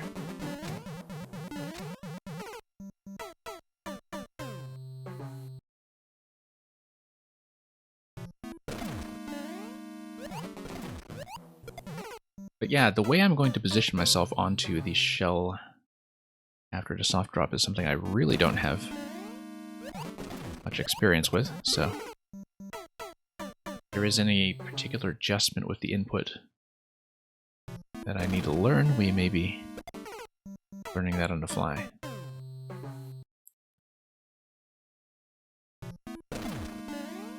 Okay, here we are. Get some of the bad attempts out of the way.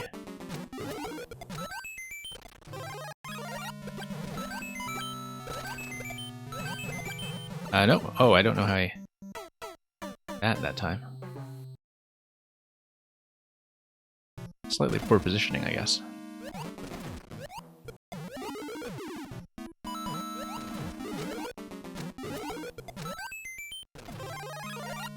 Yeah, if I can just get back to where I was. After cleaning up that shell throw, of course. That second shell there may, as usual, just be a case of putting a little bit more trust in the marker, but it is a very quick reaction time from actually catching the shell to releasing it, so... once again, poor positioning there. I just came in a little far to the right to get the catch.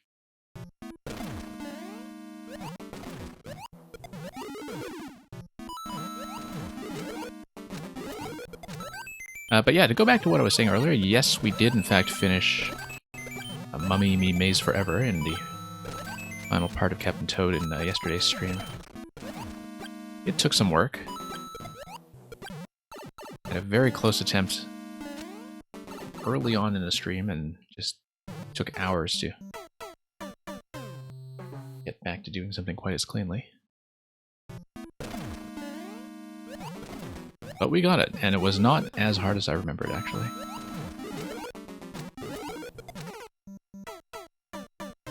What sort of game is Captain Toad? So, SD, you've never played 3D World, have you, by any chance? It'll be easier to explain if you have, but if you haven't, I can still explain.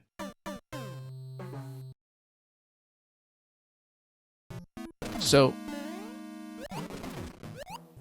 do you remember the Captain Toad levels in 3D World, where you can't jump, but you control the camera and you just kind of walk around a miniature platforming diorama?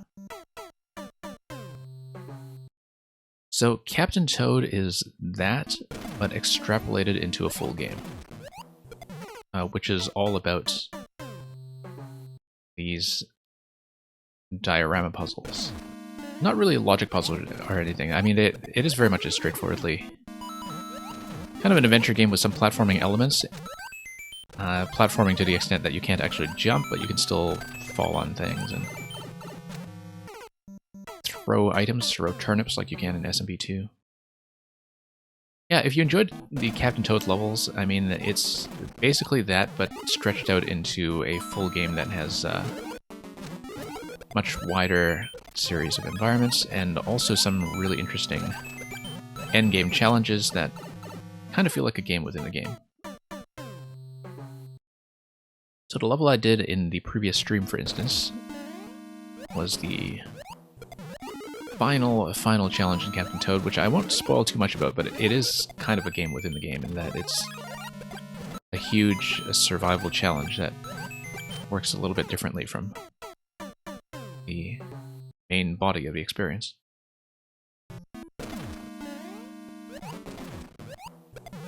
And yeah, in general, it's very relaxed.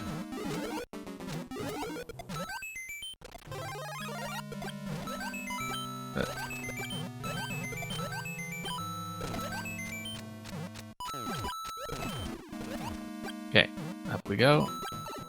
Nope, still doing that a bit short. I think I'm not holding my jump well enough as I get into the firing pattern. I have successfully picked up that shell before in the first attempt we had in that location earlier today, but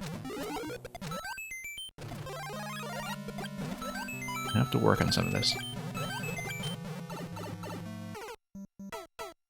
I'm glad with this level that firing in various locations where the fire flower doesn't actually do anything, it doesn't wreck anything at least, because you're always going to be firing when you are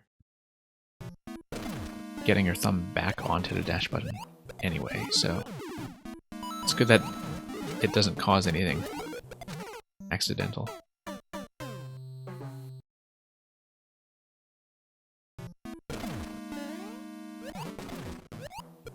And yeah, you like chill games? Yeah, it's a very chill game, for sure.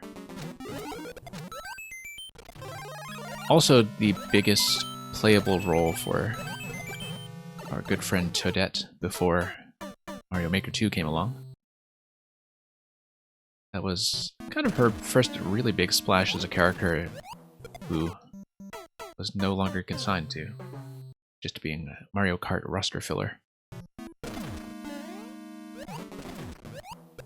Okay. Here we go.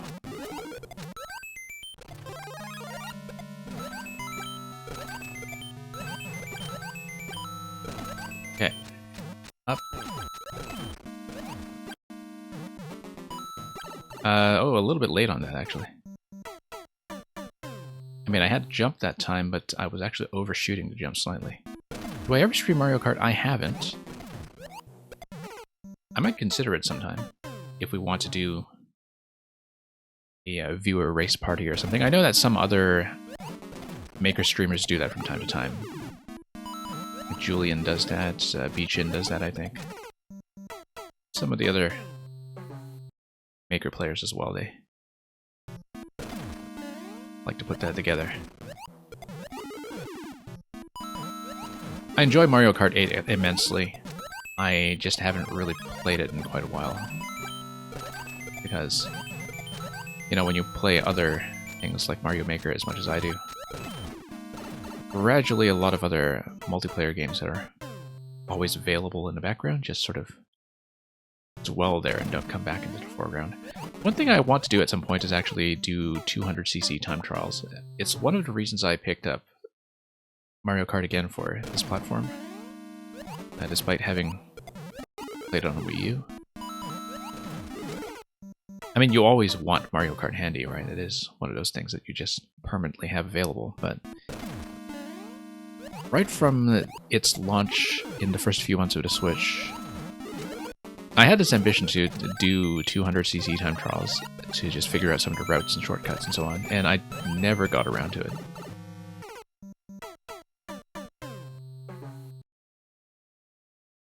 Yeah, 200cc breaks a lot of stages, but it does that kind of by design, like it's meant to feel like you're breaking the game. And it also requires you to actually know how to use the brake, which has never ever been the case in Mario Kart up to that point, I think.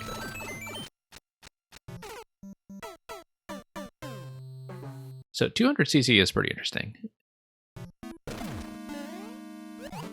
It's just a very long grind to get to the point where you actually start drawing 200cc matches against strangers in the online mode. I never got to that point. I only played the online sort of up to the point when I was kind of getting a split between 150 and 100 depending on who was in the lobby. But like I said, I also haven't really played it in quite a long time.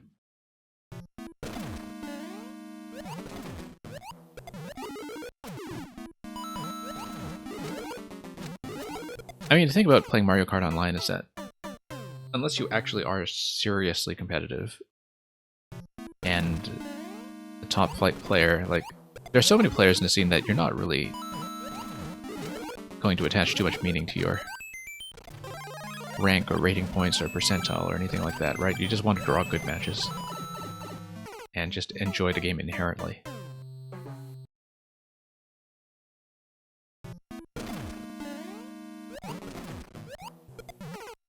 Green Heroes, thank you for the submission. Pumpkin Party. Homestuck music level by the looks of it.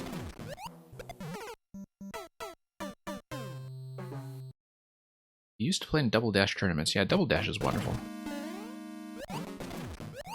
I feel like it was a real missed opportunity not to bring back some kind of Double Dash mode, although it doesn't quite work with the current paradigm for how character and cart selection is set up. But I feel like it's a seriously missed opportunity. Like, Double Dash is one of those things that, first of all, never made it into online, which I feel is something sorely missing, and has just never really been replicated by any other experience in terms of having that kind of asymmetric co-op.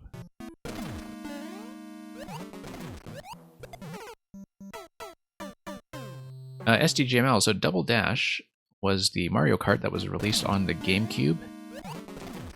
And the thing is, in that game all of the karts are two-seaters.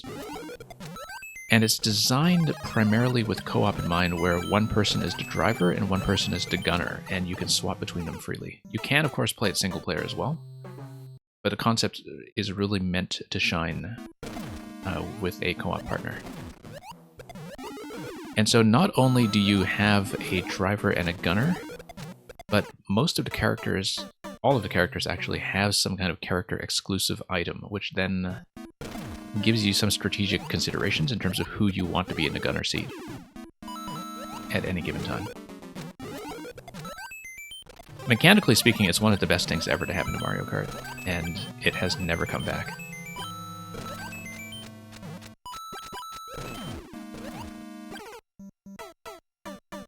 There is no... I think there was like a LAN adapter for the GameCube, but other than that, no, there was no online mode for that, which was very unfortunate. It just predated online play.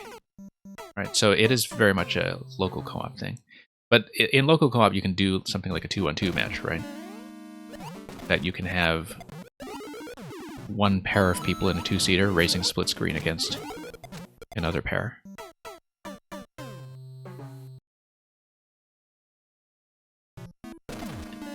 Yeah, Double Dash mainly just suffered from not having very many courses, because back then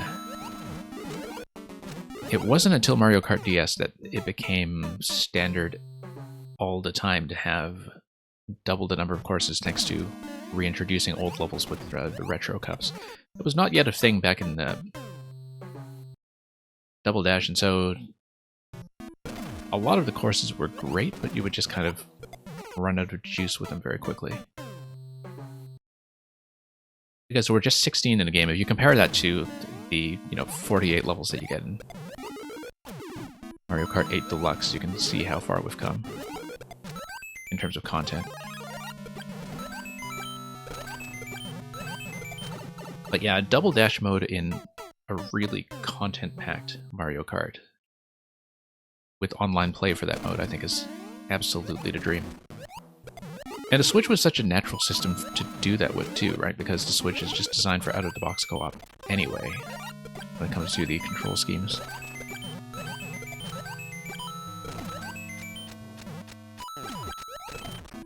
No. Still having a little bit of trouble getting over that jump.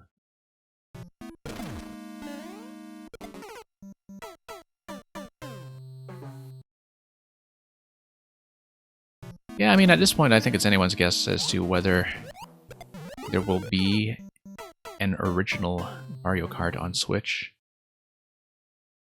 There might be. I mean, it seems like they're kind of breaking the taboo of having kind of one entry per platform for a lot of the major series by having Splatoon 2 and 3 on the same platform. And I actually get the sense that Splatoon 3 is closer than a lot of people assume it is. Still having trouble getting a high bounce off that Goomba. I am just not repressing jump soon enough as I fall into that.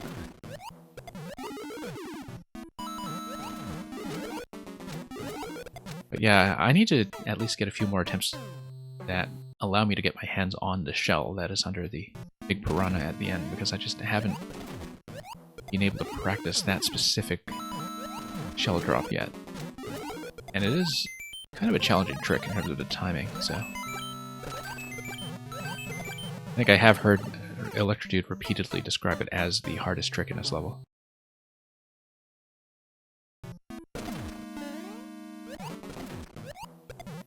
Okay. You hope. Yeah. Depends on the player, I guess.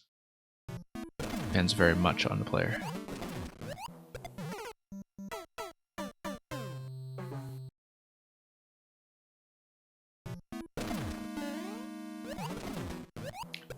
Oh, unless you're saying that you hope that Splatoon 3 is quite close, which I guess might also be what you're saying. Yeah, Green Heroes, it's something that kind of makes the library seem a bit thin for people who did in fact stick around during the Wii U. Because it seems like with the Switch they overpromised a lot of original software early that they just haven't delivered on yet. I mean, Metroid Prime was kind of in a weird situation where they committed to it so early that they just felt like they had to restart the whole thing. So that's not going to be around in a while, but... I think it has been quite a wait at this point for some other stuff we could have expected quite a bit sooner, like Bayonetta 3, for instance. Like, I think they just revealed things uncharacteristically early for Nintendo, and of course that has changed in the last year or two. Not only with the pandemic, but just with a lot of announcements coming on 2 to 3 months' notice.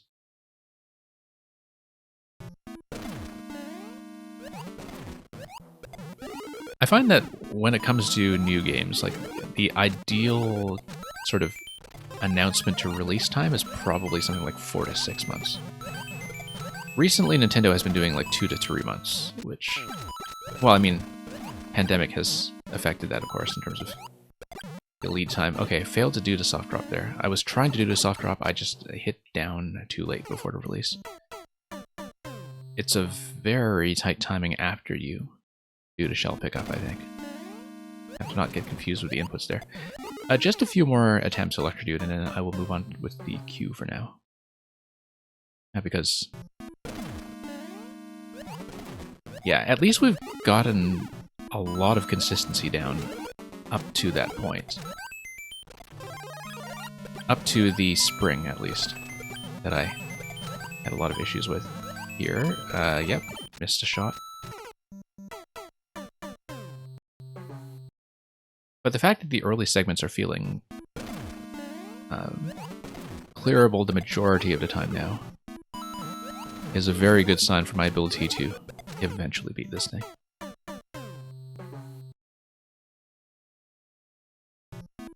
And yeah, Green Heroes with the re-releases, that's kind of noticeable in some places.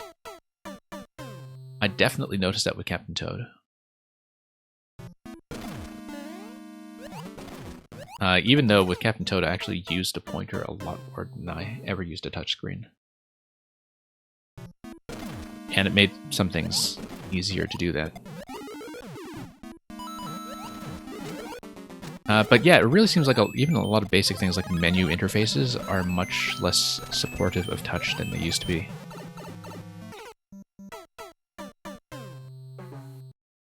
I mean, the thing about the sensor bar is that, like, you know, gyro aiming and IR aiming are just two totally different things in terms of what they are doing, right? And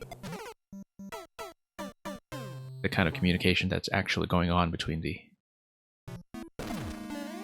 controller positioning and the device. I found the sensor bar, as somebody who kind of moved around setups a lot, it's a great piece of technology in terms of making things possible with IR pointing that no other console has really replicated, but it was kind of inconvenient if I just wanted to set up on a different display. Now, the interesting thing was that I don't think a lot of people know that the Wii U gamepad had a built-in sensor bar for Wii mode, such that if you were playing, say, something like Metroid Prime Trilogy on the gamepad, all you would need to do is just put the gamepad up on a stand, and you would not need the sensor bar to be plugged in separately.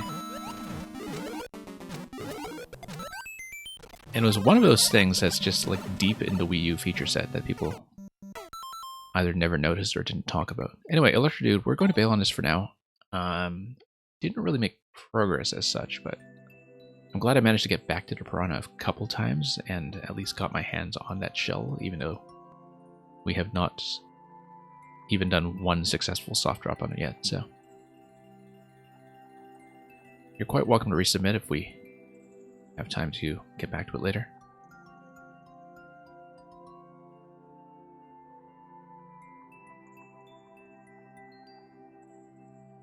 And I believe that's going to be next, because I think, yeah, it's just next at this point. So next GM, we're here.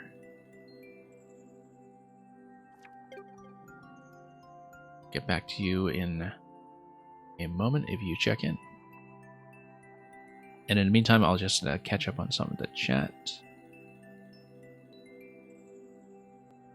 And yeah, Green Heroes, I found that very convenient.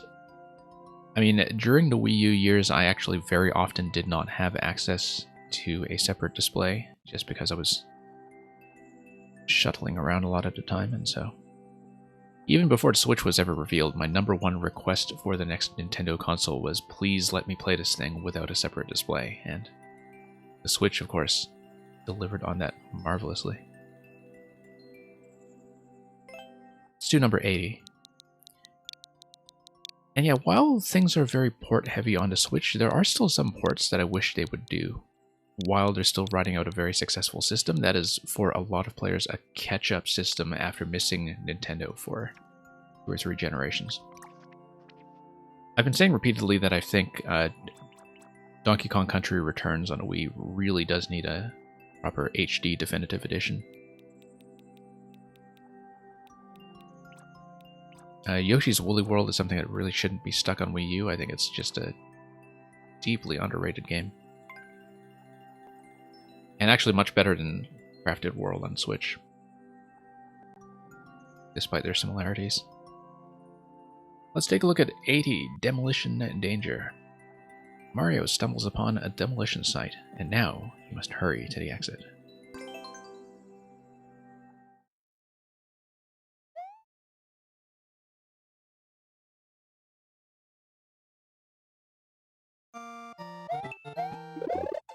Yeah, Green Heroes, I haven't played the Galaxy port yet. I found the pointer on the 3D World and Captain Toad ports actually work pretty decently, most of the time. The issue I had with Captain Toad was that some of the things that were originally gamepad dependent did not transfer so well. There were certain things where I expected more motion support and didn't have it, which is something that is very rarely the case with modern Nintendo. Like, it's not very often that you get into a situation where something is supposed to have motion controls or would benefit from it, and it's not there. But there's a particular mechanic in Captain Toad where that is in fact the case.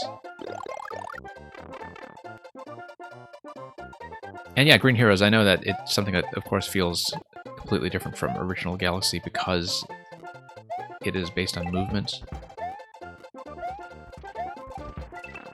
I think we've seen a very similar setup here before, but, well, I have not played this, yeah.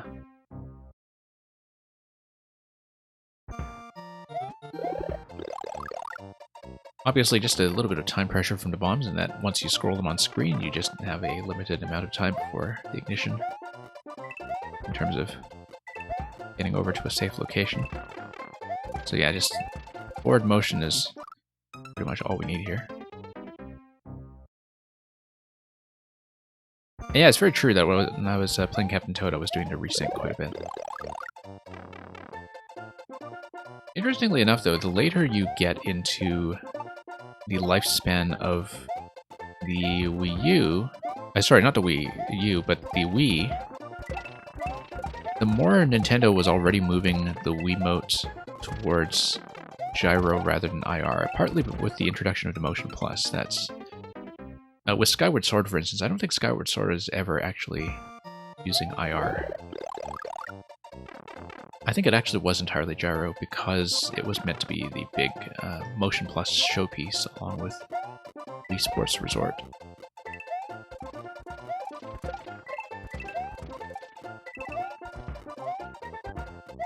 It's, okay, here we go. At least I think I remember correctly. I don't know what happened with the Galaxy 2 in terms of the motion controls, but I don't remember if that changed. You know, jumping on top of the blaster that is in the middle of falling down is actually kind of satisfying. That was a mistake. But yeah, I'm saying with Motion Plus, like Motion Plus was entirely based on gyro. Because it's the extra gyro sensors that were being added.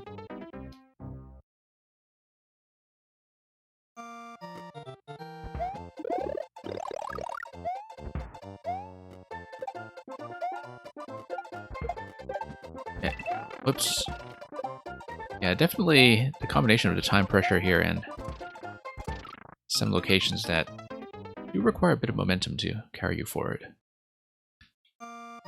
makes a few of those jumps feel a little bit awkward. But it may just be that my spacing is not very good. Yeah, because it seems like predicting where I'll be hit by a bullet is going to be a bit of a challenge here.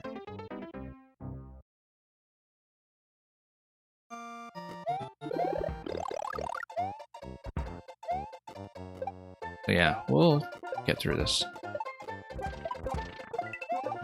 Definitely there are certain locations here where I feel like I'm stumbling into damage, but we'll make it work.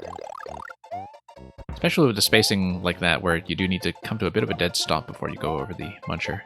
Come to a dead stop and accelerate again after that. But maybe there is a more efficient speed pattern that I'm not seeing.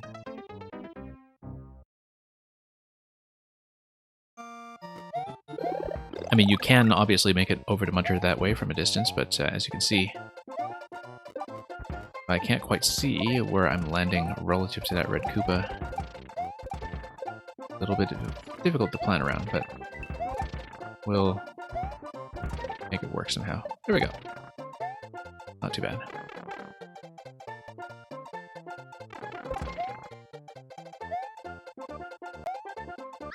Yeah, I only ever had... No, I was about to say I only ever had the accessory, but that's not true, because I actually did have the gold controller with Skyward Sword that had the Built-in detector. Well, I didn't have it, rather. I was kind of... That's something that remained with a family member, I should say, which is actually the reason I haven't been able to go back to Skyward Sword since it came out a decade ago.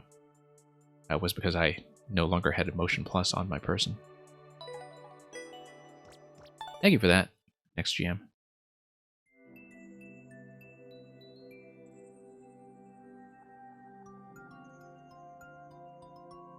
Make sure I've actually marked things clearly here. Okay, SD, let's take a look. Since you are still here and did not, in fact, need to run off so quickly.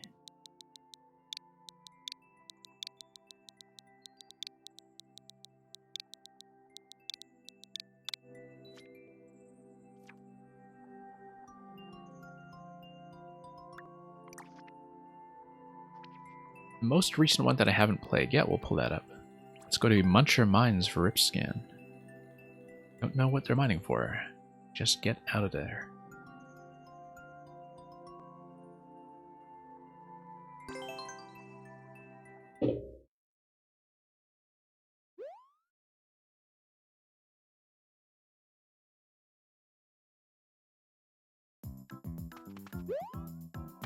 Okay, pop the Goomba, grab some acorns off this magnificent tree.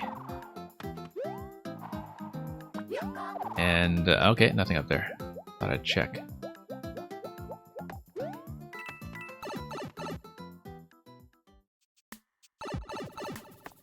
Okay, looks like this is mostly just a bit of a flight pattern. We did not do that accurately. I guess I didn't realize it was going to be strict about the launcher requirement. Oddly enough, oh, nope. Can't actually cheese it.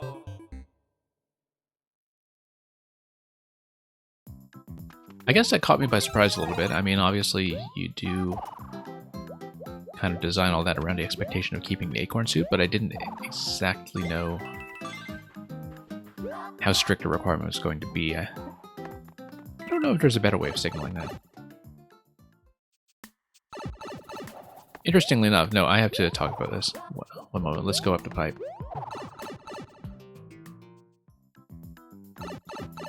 Notice how this pipe is taking me up, up, up, up, up. To a 1-up, actually. Glad we checked that. Taking me up. Only to... Whoops, come on. Only to dump me underground.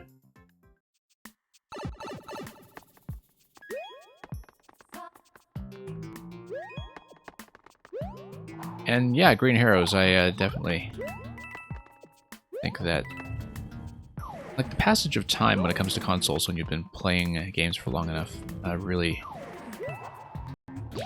does change on you in terms of, like, the sort of perception of how long older generations were. Like how many years one spent, say, with the Super Nintendo before N64 and N64 to GameCube, etc. Like, it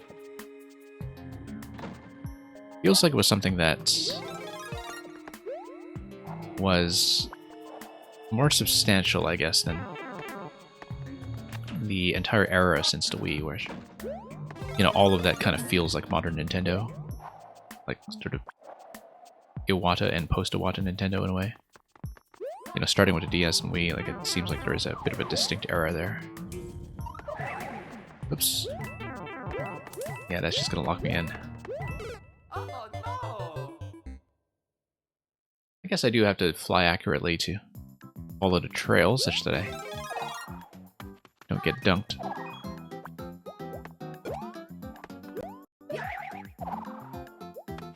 Yeah, never mind that about pipe direction. I mean, I know the whole idea is just to kind of make that look smooth anyway as a transition. We'll just kind of assume that we went up, but wound up underground because it still kind of buries me in ground tiles. That's okay.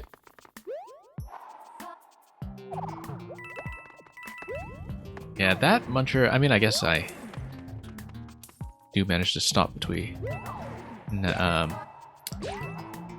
flying over there and having to deal with it, but this catch me a little bit by surprise. This is a reset door, okay. Nope. Oh no! And we'll just get squished.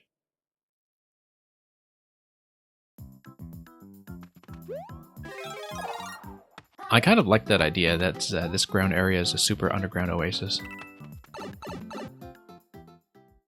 Partly from having recently played Ori and the Will of the Wisps, where there are some zones in that game that are laid out in a way that makes it feel like the case, that you have these grottos. In both that and the first Ori game, Ori and the Blind Forest, they both kind of do that. Nope, not quite. Oh no! Yeah, rather strict about not being able to reset after the flight pattern, but that's okay. We'll go back there and eventually manage. Ah, okay, so this was designed for a contest where you were restricted in terms of not being able to use one-way panels, yeah. No, I think it's reasonably clear. One-way panels would be a bit too visually busy, and you would have run out anyway, I'm sure.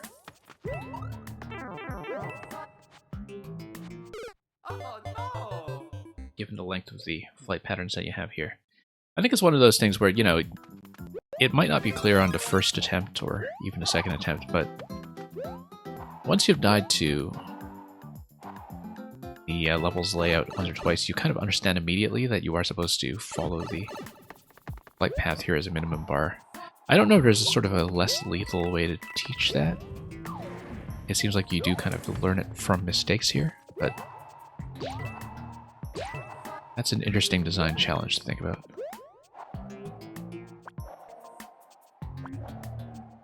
One thing, though, of course, is that like these initially feel like a bit of a boundary as well as a trail, and then you get to this vertical segment here and you realize, nope, it's just a trail.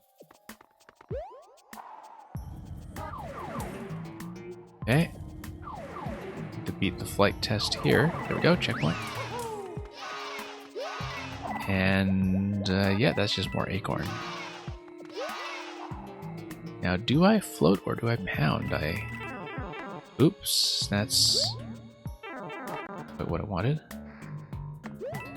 Oh no!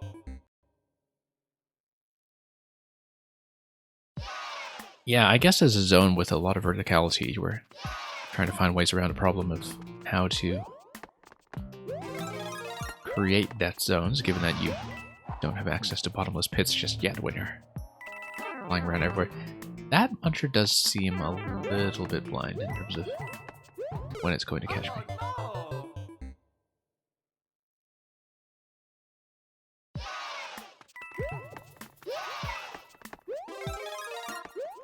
Yeah, it looks like we...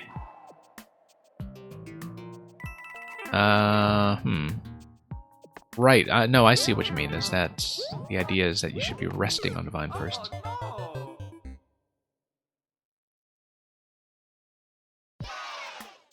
Yeah, I mean, it's one of those things where even if you indicate it like crazy, it's not necessarily giving you a sequence. Like, the way to do that would be perhaps to come here and lower some kind of gate or have something interactive that would create a passage that was previously unattainable. Like, the idea is not that you need more indicators necessarily, but sometimes it's solvable by just more direct interaction in terms of creating a safe zone for yourself. Once you get over here, though, I guess it's relatively clear.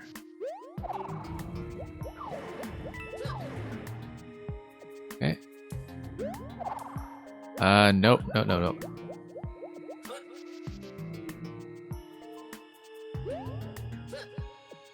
I guess I should fly under them, not over.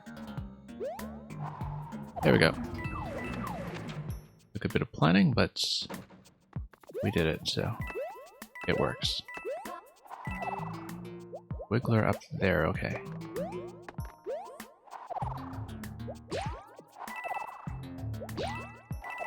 Yeah, in general, I don't really tend to read indications well anyway, so... Well... See what's going on with all those fire flowers that are on tracks over there.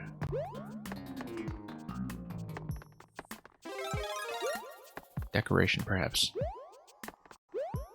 There aren't... oh, there will eventually be a key door over there, so... Something will become relevant. Nope. Nice to have a bit of a gentle reset here, though.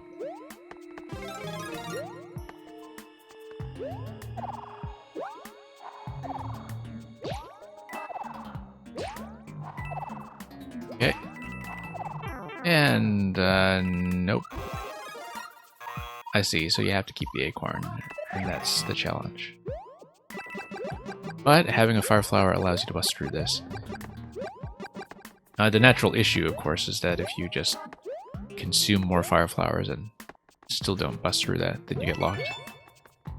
Unless you go through the key door, which will take you where? Over here, but you need squirrel. Okay.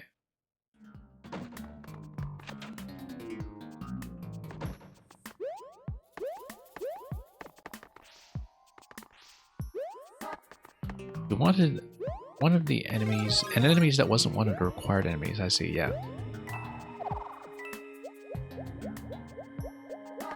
In terms of not eating into budget. Whoops. Let's grab this. No.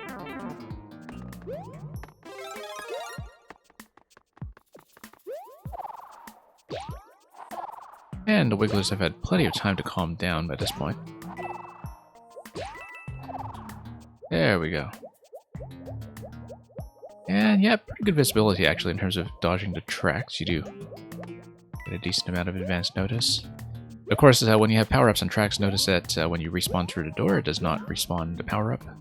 So technically, you could just consume all of these on a first pass. And come back here and worry much less about dodging, since power-ups on tracks will not respawn once consumed.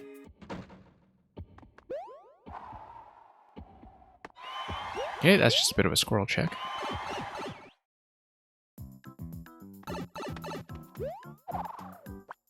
Yeah, so I guess a lot of what we're seeing here is subject to contest constraints, and that would explain a number of things. Interestingly enough, you do have something that you can do with the fire flower here. Not that we have a way to deal with it, I guess. Because I'm thinking about how we would have made it through the previous zone with power of fire. It really didn't seem like it was designed to accommodate that. But I could be wrong.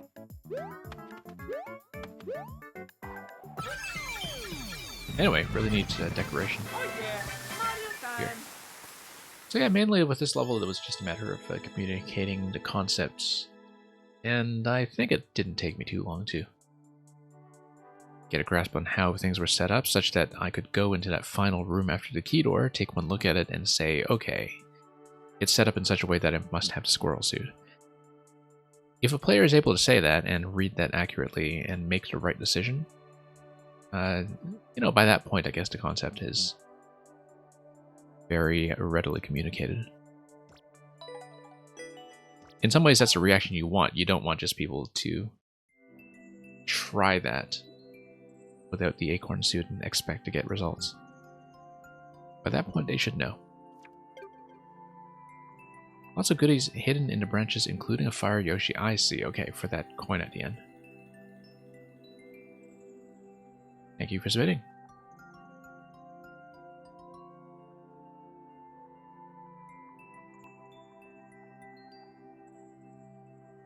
Alabama boy, you are here. Good to see one of your levels come in at last. I know you were telling me about your full-scale super world as well recently. Let's see what's here on Chomp Raiders, a very new creation. Mario gets ambushed at an abandoned construction site. Help him escape.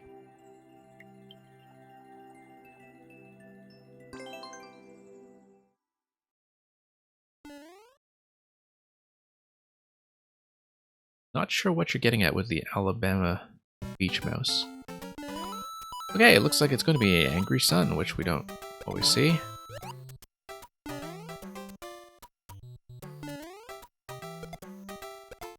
Okay, yeah, we can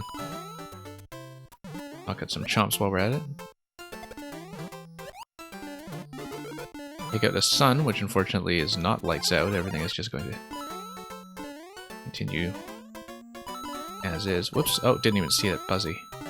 Oh no, because it awoke while it was in my arms. My tender embrace. Okay, we'll let all of that go. Looks like we probably could come through here. The question is, can I get back out?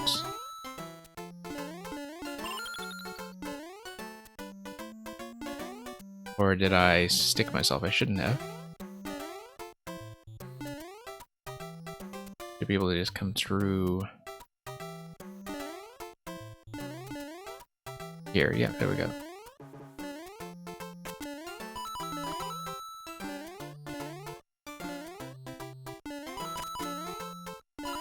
Yeah, I see it from the camera scroll that something is built in the top half. I don't know if that was by design. Yeah, given that kind of layout. Whoops, shouldn't have tried that. I knew better than that. Yeah, I guess the Angry Sun is supposed to be a much bigger nuisance here, but we just decided to take it out, so might as well just do that. Oh, it's a TTS spam on Orator stream, I see. Yeah, just because my stream time, I haven't watched Orator in a while. I used to watch him a lot, especially before I started streaming, since I was kind of naturally active. Very late in Maker 1, actually.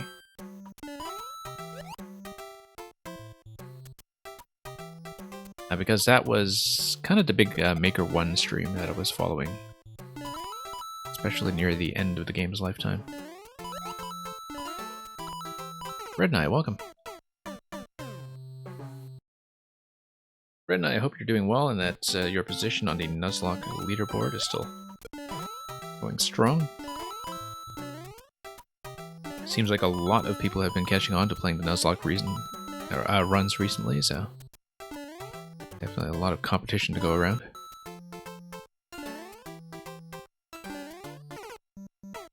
Yeah, I do want to shell the sun at some point. And thank you for the submission. I will be closing queue fairly soon, I think, probably by the time I'm done with this one. So Red Knight, you will probably be my closer today. And yeah, we'll just wait for the sun to demonstrate its anger.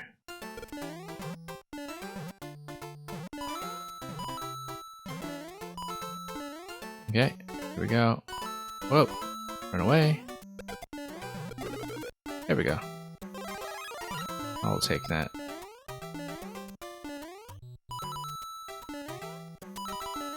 But yeah, probably at the end of this level, that's when queue closing is going to happen. Now let's just drop the chomp and grab the claw. And not get trapped. And I said not get trapped. Go. We got trapped. How's it going with me? It's going pretty well. Having some good levels here, as we always do. And it's been going pretty smoothly. Kind of funny how weak to damage the Angry Sun is. Yeah. I mean, there isn't that much that takes it out, though, right? There's bombs and shells, and I actually never really tested how Mecha Koopas do with it. You would think that if it dies to bombs, that it would also therefore die to the bomb explosion from the red Mecha Koopa missiles, because it does follow bomb logic pretty faithfully. Look at that, I didn't even need to activate that. The sun just took care of itself, which is very kind of it. Oops. This bit is tricky here, just need to get out of the way of that twister.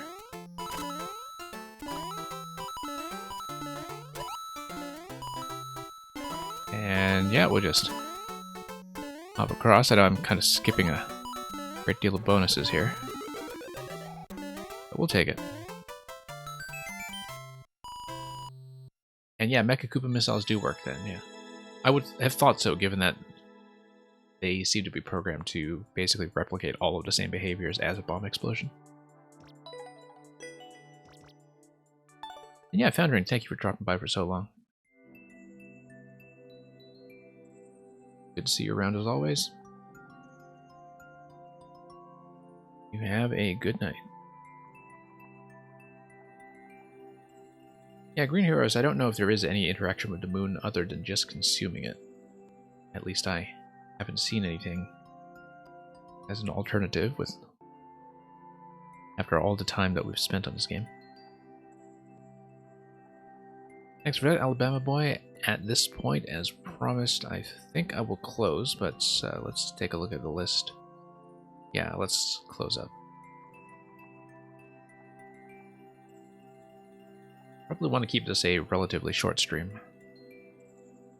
But if for some reason we get through things very, very quickly, then I might reopen for a bonus round at the end, as I very often do.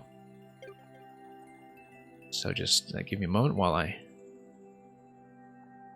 mark my title accordingly, and also make sure the bot is displaying accurately and that things are closed.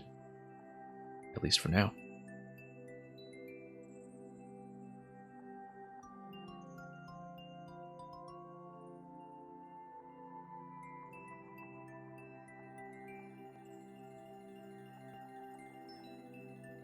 And then we'll get into the next level, which will be from Green Heroes.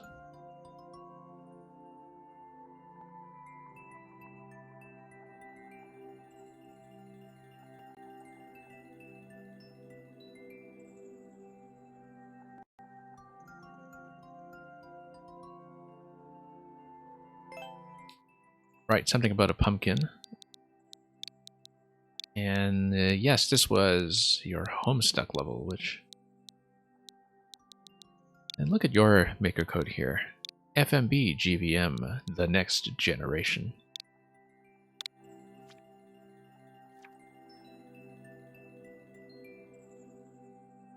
Under Betty Crocker's reign, rebels feast a long-lost ritual among humans.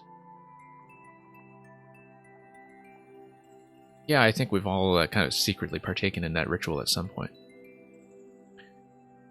High clear rate, but also a fairly high record time, so... We'll see what's going on with that cat preview image. As I think I said before, when I received another Homestuck level, I know nothing about Homestuck. I know now that it's a comic that happens to have a massive soundtrack for some reason, but we'll appreciate the music nonetheless, I think. And I'd expect we'd get plenty out of this experience. We don't quite get the original reference. Okay, music scroller. With moles. And okay, nothing to hit here, just music scrolling. And it's going to be a two-parter, which will bring me back here with some modifications.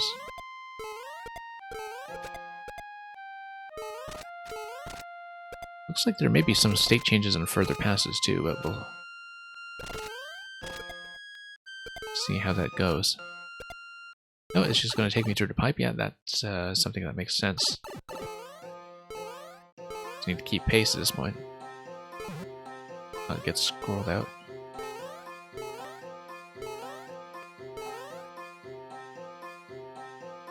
This is some kind of shape. Not exactly sure what it is, but... Yeah, just trying to see if it has any resemblance to objects I know. I guess this thing on the left actually looks like a bit of a question block, or not question block, but a question mark, spelled out in hard blocks, roughly. Oh, it's a spider web. I see, yeah.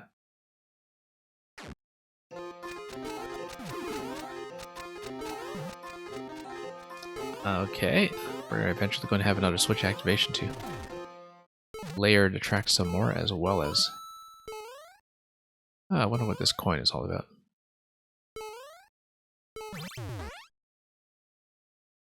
Yep.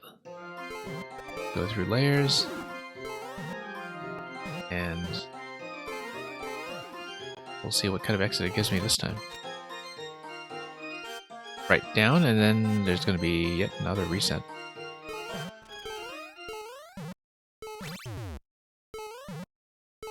Interesting that this is obstructed in a way that can only be broken with fire.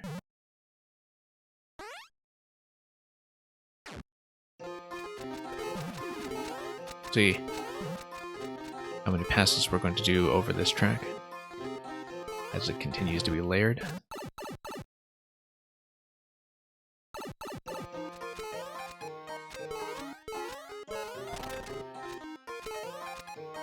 Yeah, a lot going on here for something that's a very compact level, probably because of the reuse of some of the loops in ways that are, of course, made possible by the way you just pass back and forth through layout. Looks like the Muncher Gate should open at some point. Go for this first? I don't know. Not look like it's anything like a claw drop. Ah, no, door on the right side. Okay, I see it. And let's get pushed again.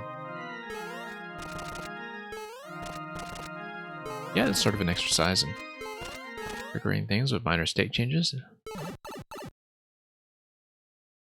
Here we go.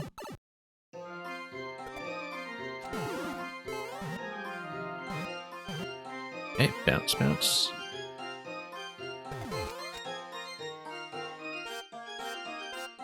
Yeah, everything's going to proceed.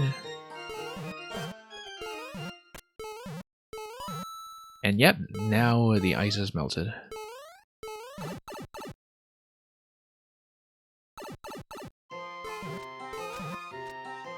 Okay, let's roll again.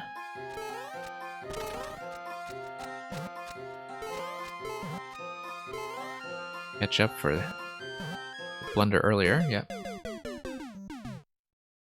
Missed the initial bounce and missed it twice.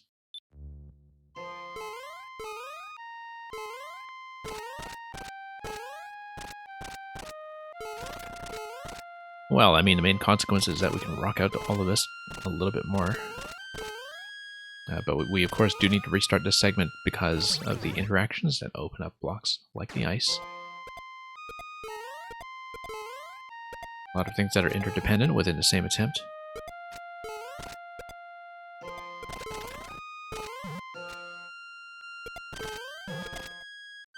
And okay, through we go. This level has no checkpoint because of frozen coins. Yeah, exactly. That is what I thought. I'm playing too many escape rooms that I look at the hard block arrangement down here and I wonder if it's some kind of code. Let's hope not for now.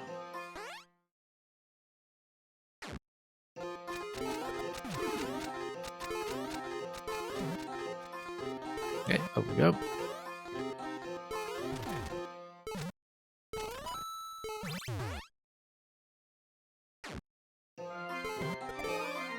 Long auto-scrolling level. Yeah, I've seen longer. But it is an unusually high number of repetitions that actually do continue to develop the whole track that you're working with. You add layers.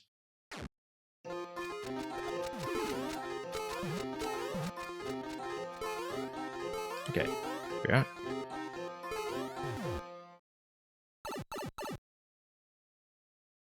And it's all cheetah auto-scroll. Yeah, it's a pretty decent match for the kind of spacing we have. I mean, you kind of need a wide spacing like this to make it work in most circumstances. And do I hit this? Yes, I do. In order to get through the door, I feel like this is familiar, except I don't know what might have changed from blocks opening up. So much for pattern recognition. Yeah, we do have to redo this because I still need to unlock the muncher on the left side there.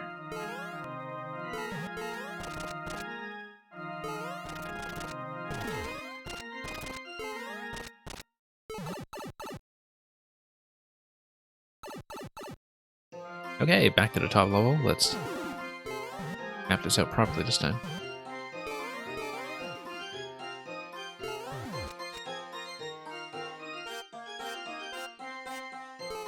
Okay, all the way over, and now what?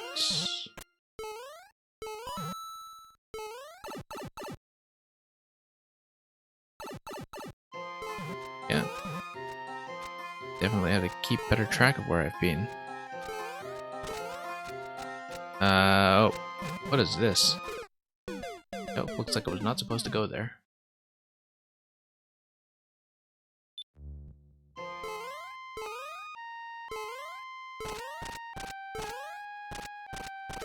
Okay, that's fine. We'll just make it back.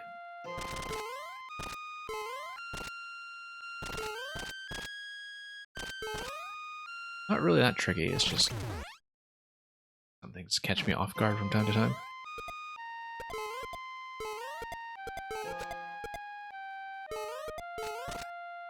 Yeah, all of that will be destroyed. All the ice just melted off the face of this game, I guess.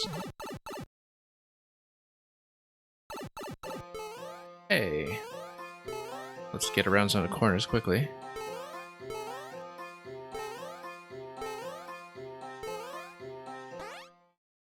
Yeah, it is pretty cool in terms of the long arc of development that we see with the musical sequence.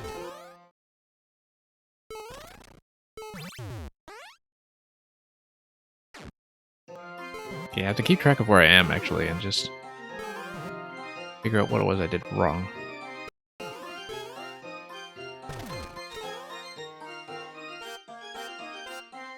And yeah, forward.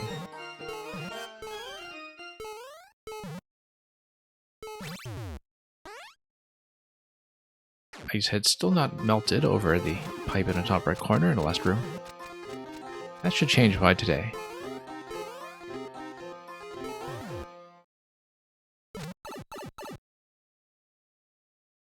Okay. Let's head on back.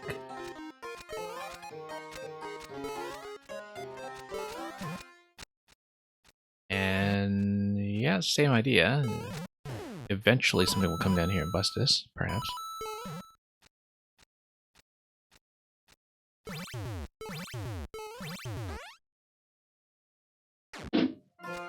Okay. Let's get this moving for once.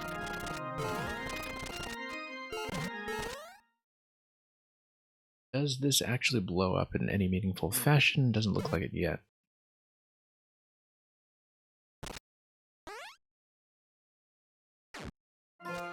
I just need to keep track of where I am in the layout, pretty much.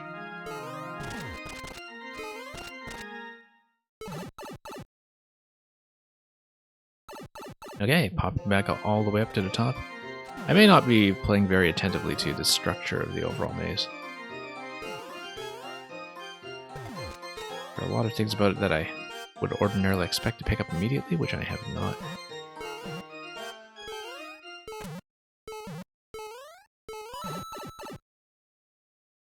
Okay, fire drop over there is just going to open up even more space.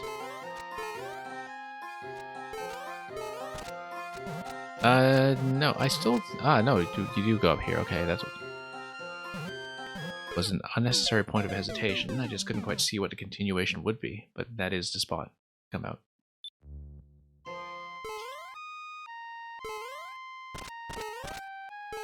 Alright. Now we understand.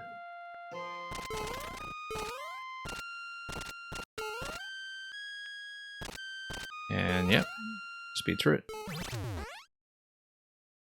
You spawn blocked a winged Podu on a parachute. See, I'm just kind of thinking about that at the same time as playing this. I'll process your message properly in just a little bit here.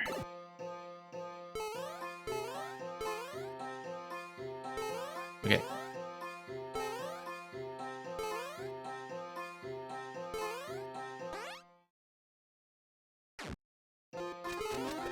Yeah, it looks like a lot of things vacated the tracks over there at this point.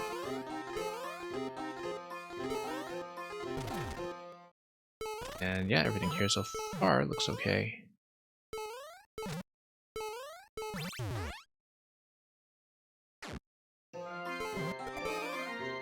And back over we go.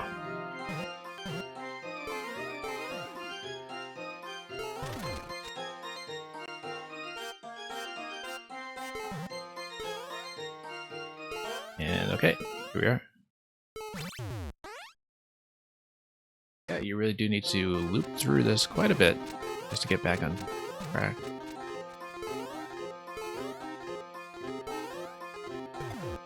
A little bit risky considering how fragile Mario is at this state.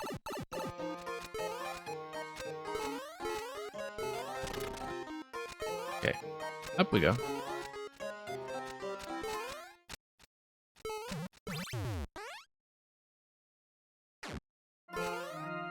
And yep, just back here, let's not miss anything critical.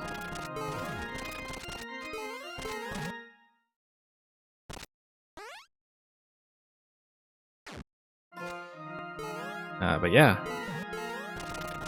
this music, this level is getting progressively denser with each layer. You can kind of tell just how much this leans into that concept. Okay. Up we go.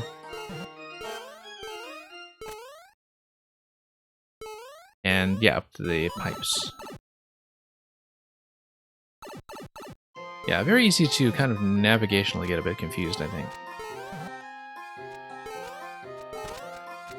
I may just have a poor memory for this stuff. Okay, actually making it there for once, that's good progress.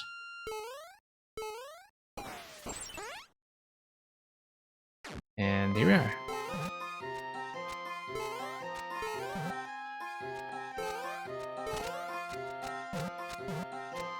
Okay, we're coming back over, and what has changed? Not sure. Yeah, we're allowed to exit the pipe now. That's definitely a start. And look at that, it's a pumpkin. Really quite a threatening looking pumpkin.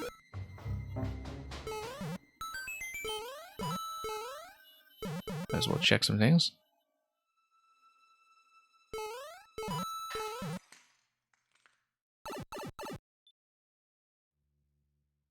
And that's a GG. Okay, very nice. Started to get a fair bit of confusion coming in the middle, but I think it's one where I want to go over my own video footage of this afterwards and take a closer listen to what you were doing with the music. I didn't manage to commentate on it very much, but that's partly because my local volume is comparatively low next to what I tend to prefer for shorts and films, so lots of fun. And thank you for the submission.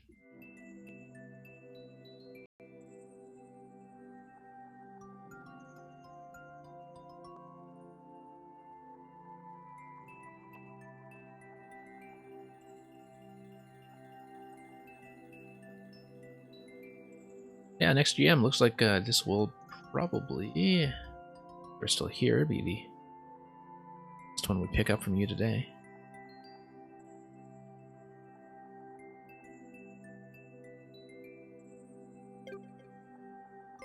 Bowser's Veggie Garden, okay.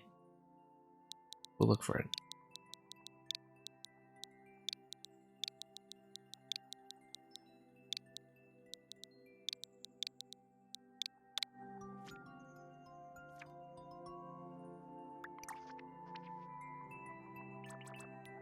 Okay, Bowser's Veggie Garden, that's number 96. Bowser has veggies guarded by piranha plants in the sky. Yeah, Green Heroes, I had noticed that before with the other music level you had sent me that had that navigational or pink coin puzzle attached to it, that you do like to start piling on the loops.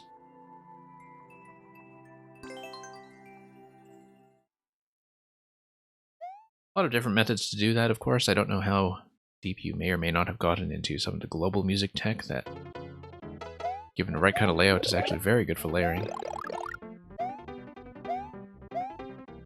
Whoops. We got zapped by our own garden. How embarrassing. Whoops. Couple of close shaves there. Let's not push our luck. Okay.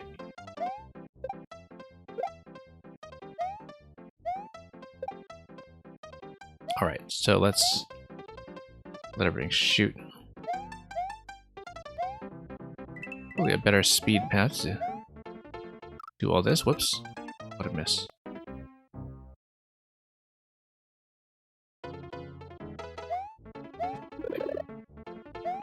Going to grab the mushroom.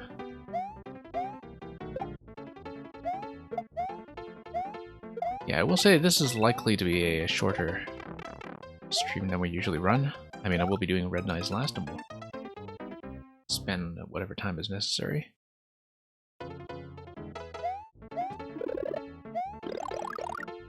But, yeah, I'm not really planning to run as long as I sometimes do, so we'll see if there's going to be any room to reopen them. There might not be. But we'll at least get a good chunk of levels in the meantime, just to keep things going. Okay, getting over there. And we'll just go quickly. And Green Heroes, I'll read what you were saying about your sprite limit, or collision with the sprite limit in just a moment. Let me just see if we can negotiate a little bit more of this. Nope. Was unexpected. But we do have a CP1.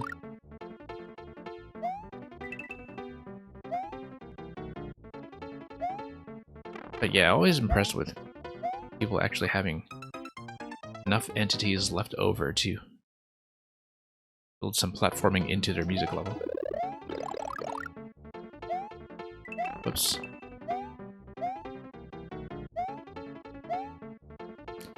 Now let's just go on. Maybe a bit more carefully.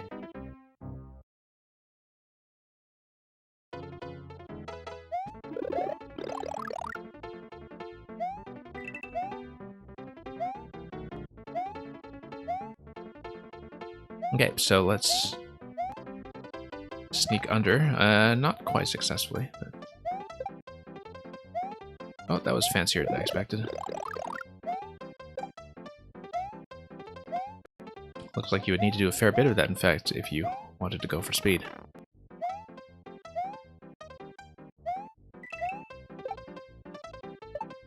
And here we are. 2 springs in a subworld, and that was it. I see.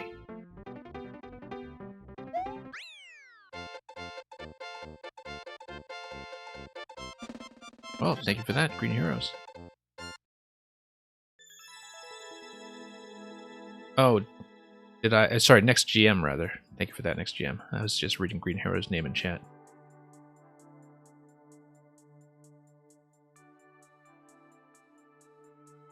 And...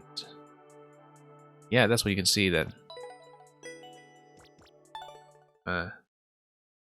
starting to slip a little bit. Yeah, nice layout as always. Definitely have to play very reactively in that one just to get around the errors of piranhas that are just precisely placed to get in your way.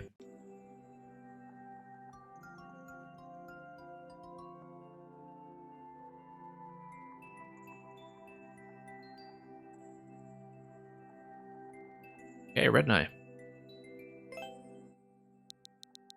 Depending on how this goes, likely the last thing we'll look at today. But let's pull up the clear rate first before we commit to anything either way. I did something wrong. 8FR 4VLYFF. Okay.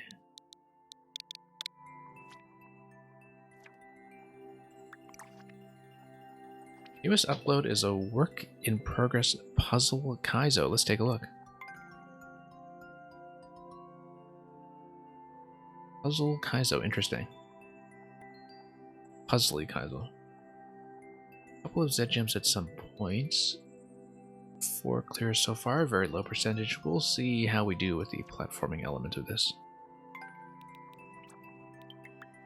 My Green Heroes, you're saying the music level you're working on now focuses on spike tops, sprite saving setups, and an unusual tempo, which sounds interesting. I don't know if you're doing that mainly with things like the offset placements, just to change things up a bit and kind of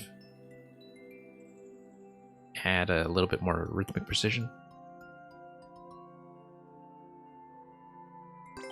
But let's take a look at the preview build of the Startling, just to give it a decent look. Okay, looks like there is going to be some kind of object drop here. This gets you within range of a mole. Mole gets you to 50 coin. Let's see what this does.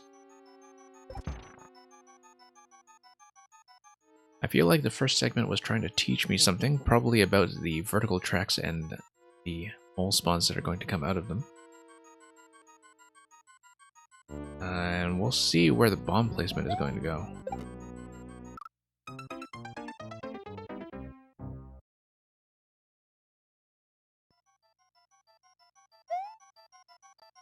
Yeah, because you fall in and you see the mole pop out.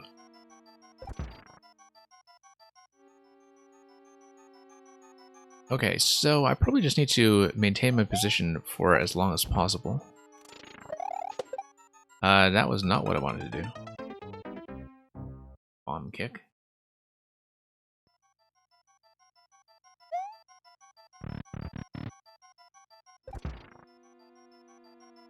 And yeah, Green Heroes, you were telling me about the semi-solid offset.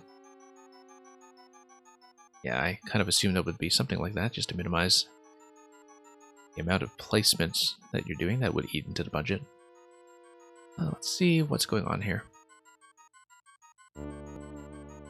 Because a single jump off that bomb doesn't really get me very far in terms of the mole activation. But I think if I just jump back over here, then I can go directly for the mole.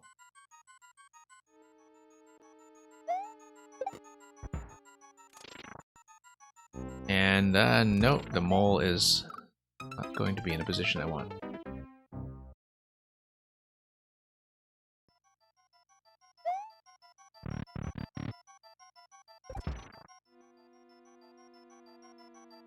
Yeah, sometimes you just need to learn how to read the thing that the level is telling you.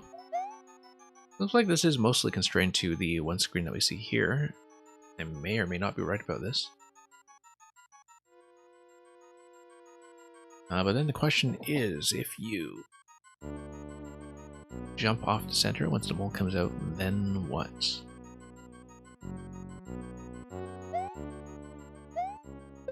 Okay. Nope, not exactly in a position to nuke that yet. Reebok 64, it's not the levels that are vaccinated, but the streamer. Although I guess I'm deliberately ambiguous about that. I mean, I guess the way you vaccinate a level is by taking a stab at it. Fun fact, a spike top directly on a note block with a semi-solid won't make any sounds if there's a wall right next to it. Oh, I see, because of its crawling pattern. In terms of how it's being obstructed from the wall climb. Yeah, this I don't really know about yet. Not quite. Although I guess maybe a series of spins there would have been alright, except you do need to activate the on-off switch.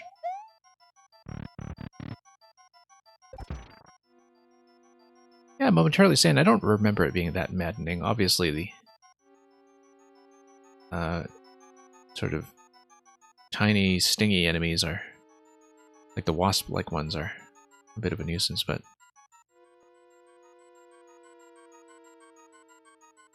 everything can be taken care of with time and tactics. I'm just looking at the curvature of that track over here.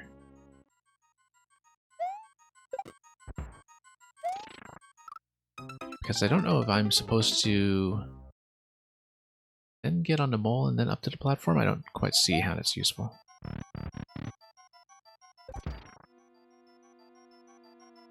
But we'll see what we can do with this. It looks like I do eventually want to kick the bomb all the way over to the spike.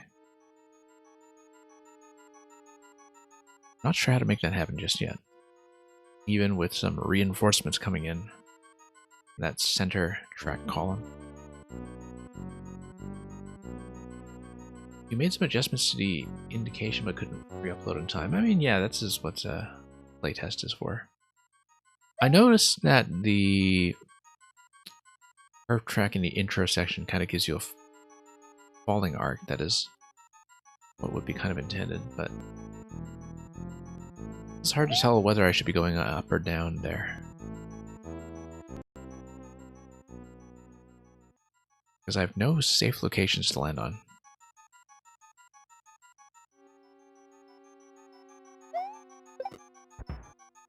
And yeah, do need to get on top like that. Huh. Not quite seeing it. I feel like the platform is a little too high. Let me see if I understand which platform we're talking about here. I was trying to go for the 50 coin that time. That did not go well.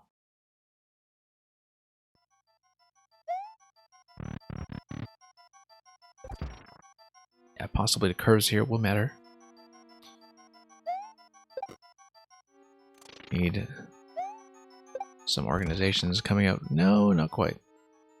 I think I will need something like a spin jump from a high position. Not exactly sure.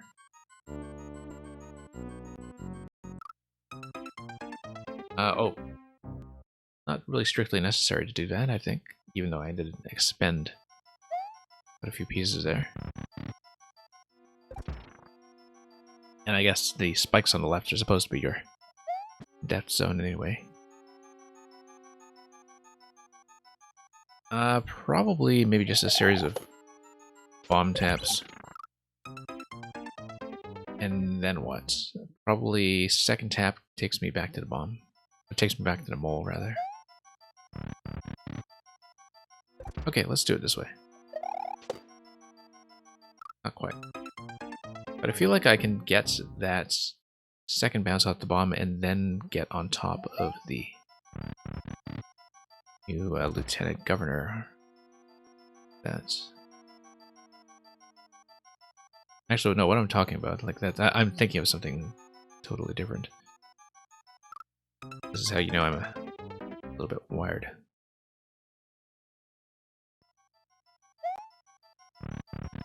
So never mind that. Chains of association start breaking down after a certain point. So yeah, it looks like I tapped the bomb on the left, tapped the bomb on the right, get back onto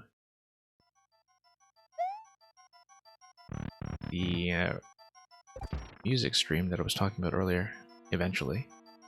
Tomorrow. Another day, maybe. I'm going to pop this bomb, pop this, and then there we go. Yeah, that's it. That's exactly it. We just need to get onto the platform. But I'm increasingly confident that's the sequence, but that we need to kick the bomb a further step for the switch to happen like this. So I do need to hit the bomb on the left side, but just kind of proceed from there. And momentarily saying, yeah, you have good bedtime as you are momentarily forced into diurnal schedule. Hope you get everything adjusted the way you want soon. Wrong way on the bomb.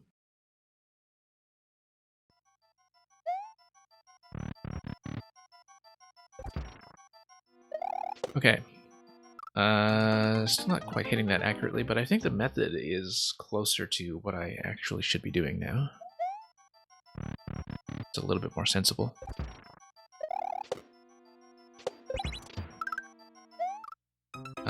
Yeah, going to be on top of the Goomba. Probably should be spin jump so I can get onto the thwomp safely and bounce around. No, spin jump.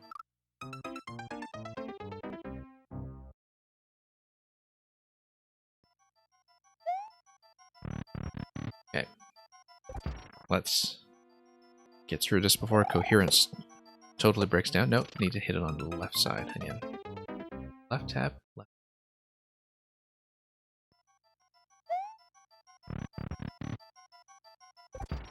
And yeah, left tap. Left tap. Not quite the arc I want. I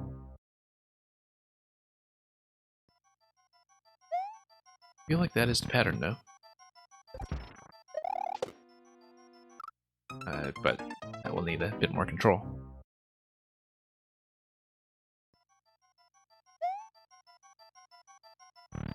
Okay.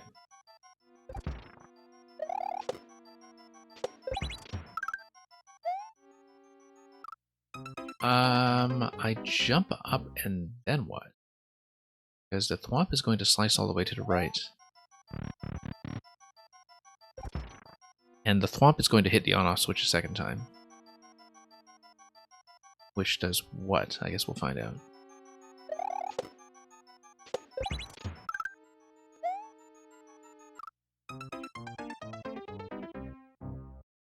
Sure where I should be landing there. But we'll try to crack this a step or two at a time.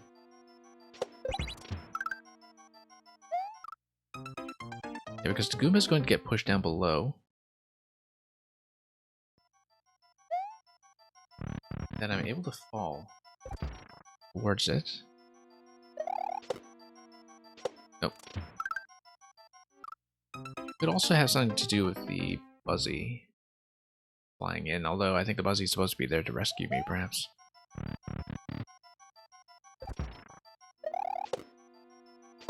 Nope.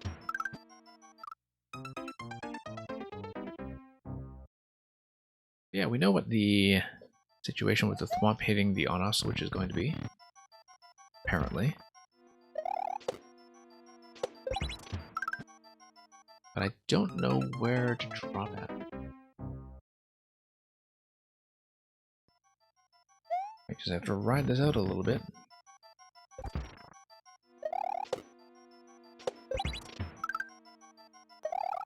No.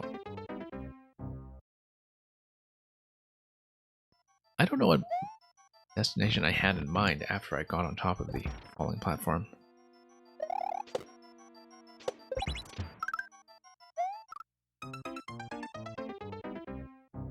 Yeah, spin jump isn't going to save me too long there, considering how the thwomp is going to clip the ceiling right underneath.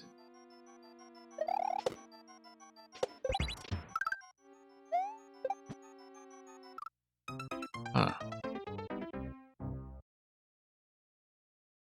That should probably be spins, but I'm not exactly sure where geographically that's going to go from there.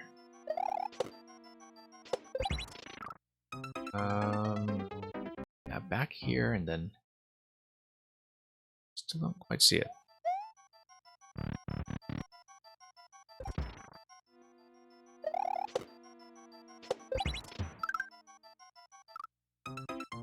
So it's going to drop the Goomba, and then I probably need to spin on top of it. Not exactly sure. What happens if I come over here? Nope, not enough time.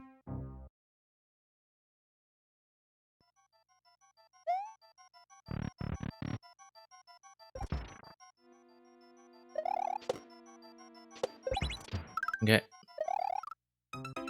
I feel like that might have gone somewhere. Except it's going to take out the Goomba on the top of the stack, and then staying on a Thwomp does not really have that much value at this point. And Josefu, welcome back. Good morning. Totally is puzzle platforming in a very literal sense.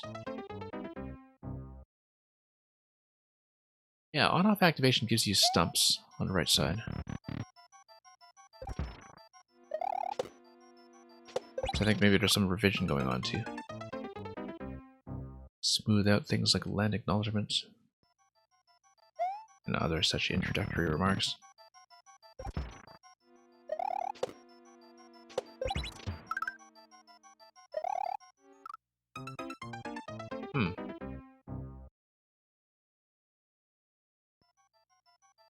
The on-off switches are going to drop some of those publications in the YA market. I think they're going to benefit quite a bit from this. Even with the very sharp divergence of opinion between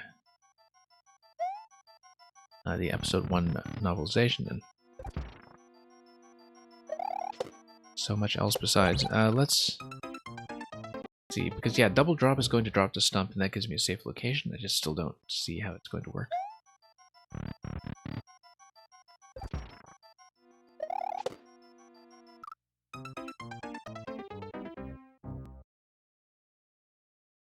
We'll try to make some meaningful progress with this. I should be reading it a bit more carefully, but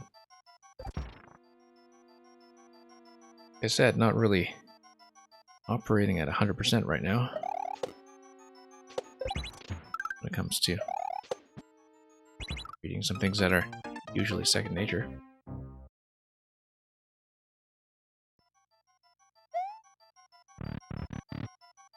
Yeah, just going to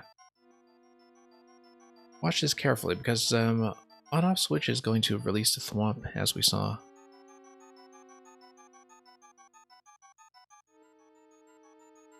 The Thwomp basically goes unescorted to the top right. Not that the Thwomp has any arms to be holding the nuclear football, but you just don't know what it's going to do by itself, running off like that. Tough one with precise movement, huh? Oh.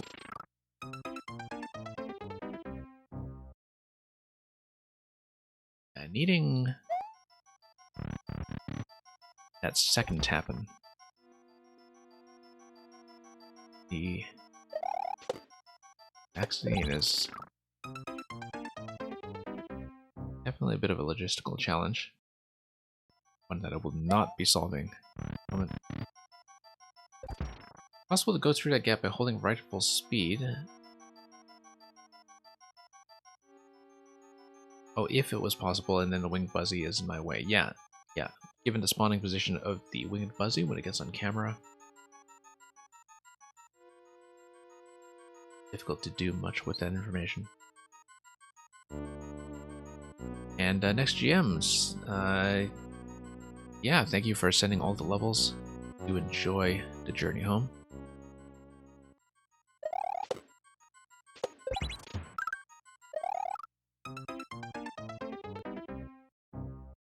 Don't really quite think so. Let me just wrap around a little bit more to see if there's anything different I can do from an execution standpoint.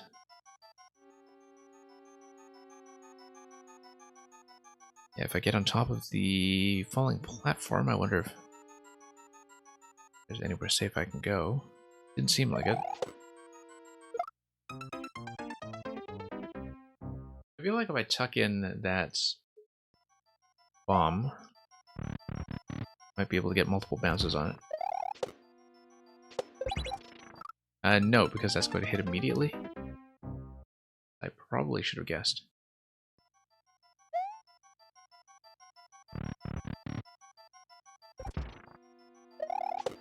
Okay.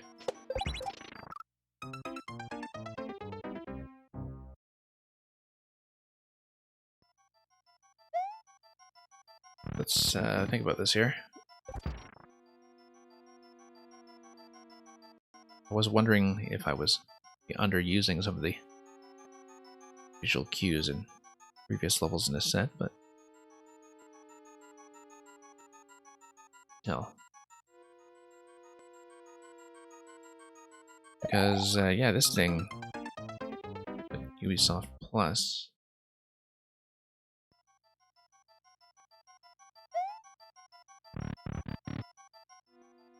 not quite sure we can do much with it.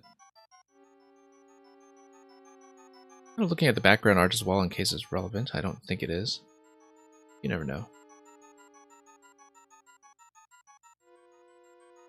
2 arrows kind of pointing dead center. I wonder if I'm just supposed to go up dead center. Didn't think so.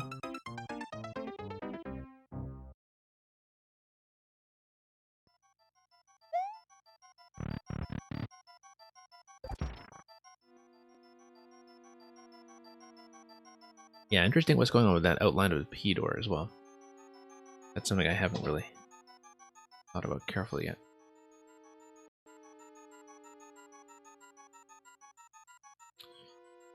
Yeah, 2 bomb cakes get me on the falling platform. That really does feel like progress, even if it's not the most consistent thing.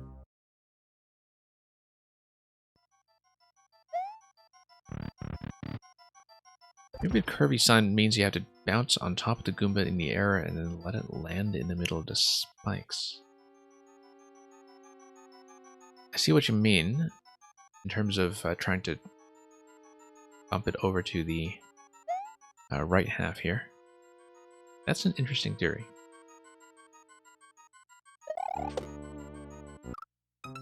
Don't know how well I can actually pull it off.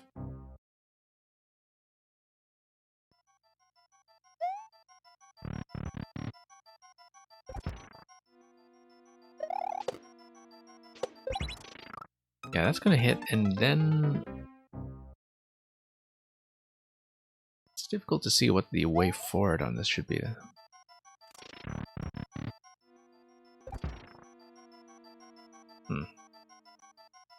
You know, that Thwomp's going to come over, and that the Thwomp is also going to drop the Goomba. Could be advantageous.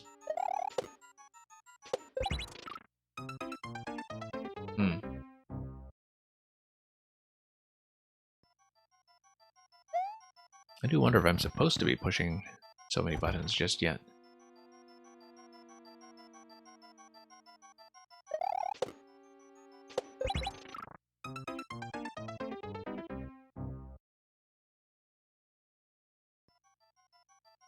Not quite sure.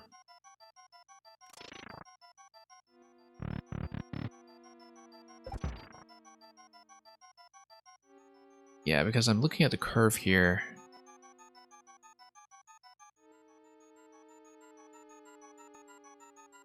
I'm just wondering what kind of scenario that could possibly be designed for and what it's potentially dodging. Oops, not that.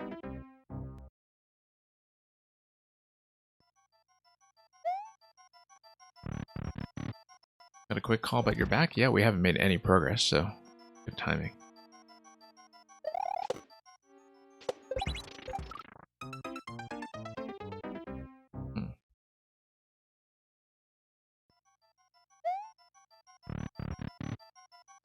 Kaizo indicator that you've seen several times.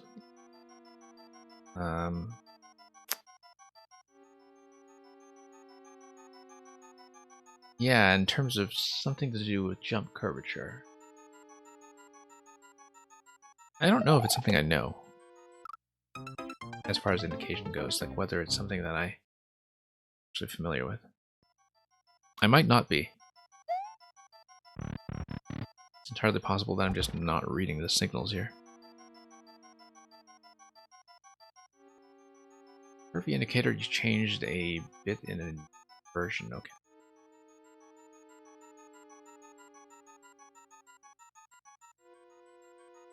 Haven't really gotten a good look at it yet.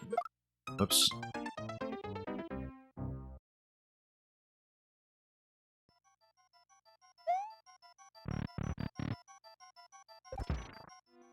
I'm reading it right in this jump curve, yeah, like where I have to bend up somehow.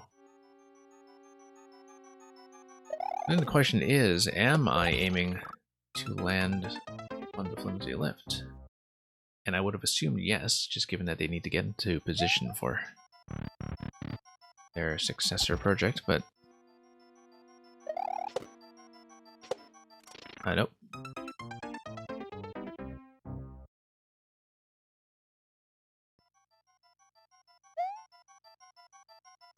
We'll see. Actually, quite tricky to pull off even if you do know what's about to happen. Nope, not like that.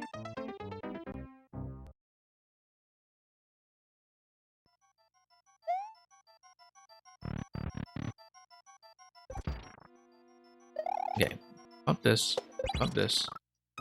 Sometimes it works, sometimes it just falls apart.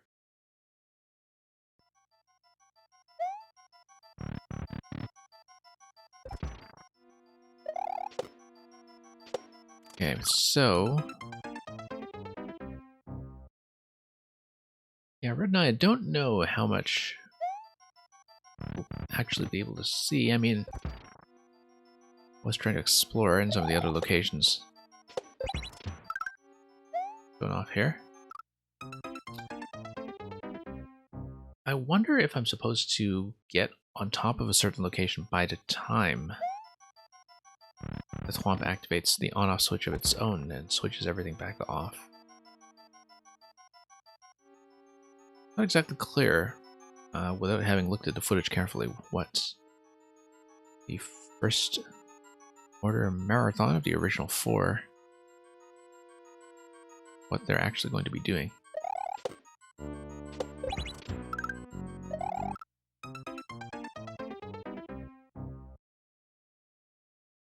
It means that instead of going full left, you pull back while jumping. Yeah, it's not actually notation I know. Delay to falling platform. Oh, just by stalling on your way there. Okay. Huh. Yeah, because you don't want to be going just straight towards it. Yeah, still not quite seeing.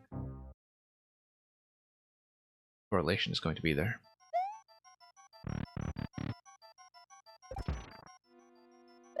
Okay, tap that, tap that.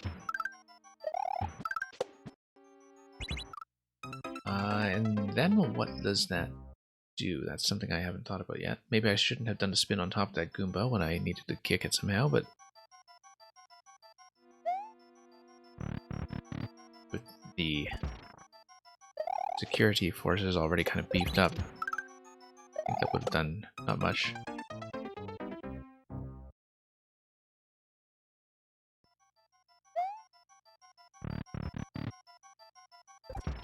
Okay.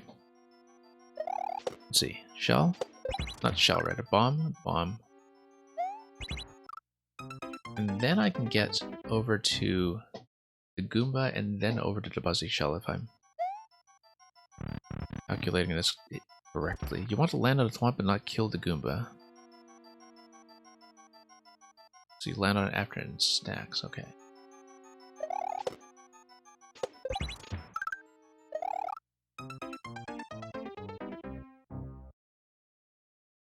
Tricky.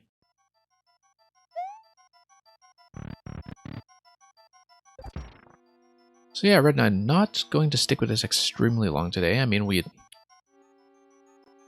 probably want to chip away at it slowly.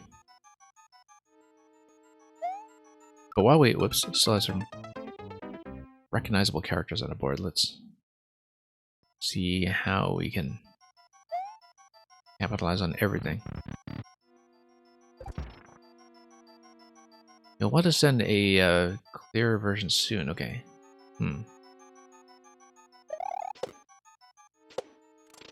Yeah, probably just my issue for not reading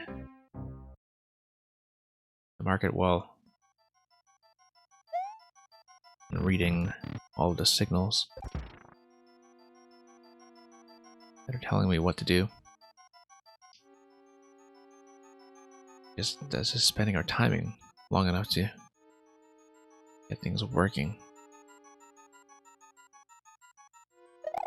Let's see here.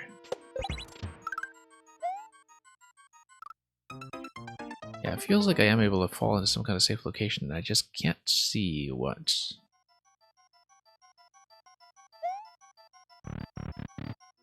Yeah, Red Knight, we may have to bail on this one for now, and maybe hold out for the next version, because I just haven't been able to see very much of it. Despite having found a couple of different approaches to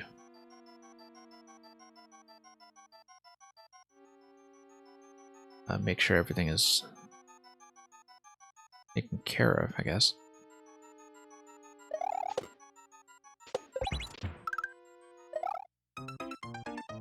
Yeah, Thwomp comes down. Just don't really see it.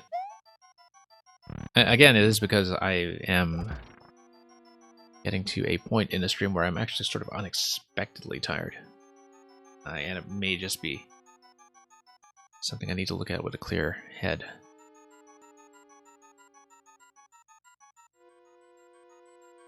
Because, yeah, playing this somewhat tired may not be the best idea here. In terms of seeing the various indications just start to blend in together in a way.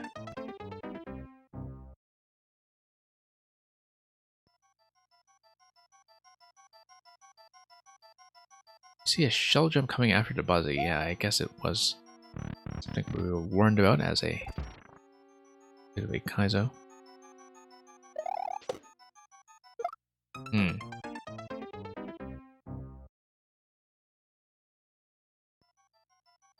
Yeah, Red Knight, I don't know if we are able to continue much further with this for now.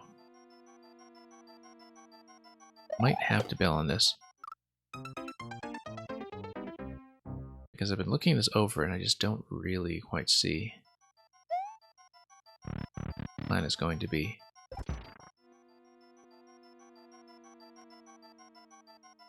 Yeah, we might just try to put in one more good attempt to just scout out what's on top of the platform with a bit more precision.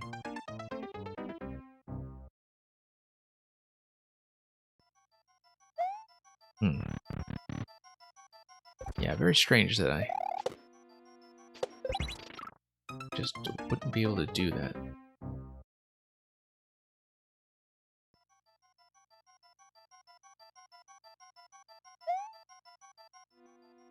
I mean, I was about to say, I guess we could go for that 50 coin, but not quite materializing in the way I was hoping. Okay, let's...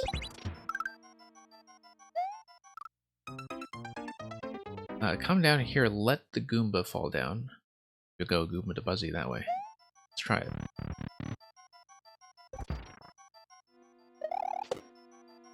All this time, just for manageable Super Mario clips we're all waiting to happen.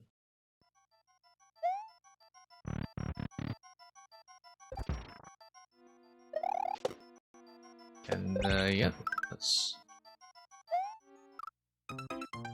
see here. It looks like I would be able to string that over to the Buzzy, but Flying Buzzy is going to react to my weight.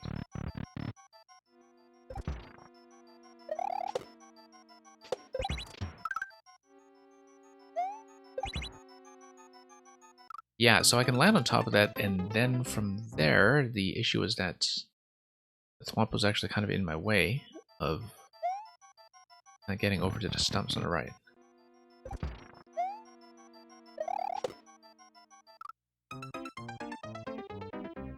I think that may actually be correct.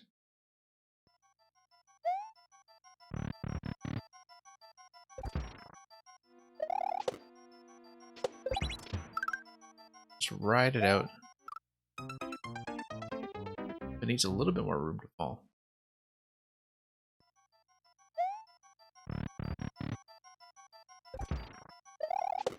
Okay.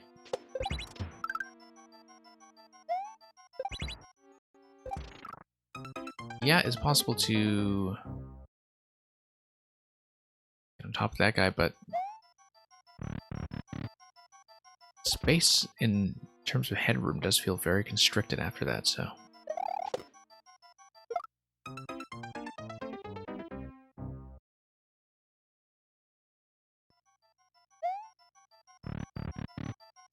Doing the thing, well,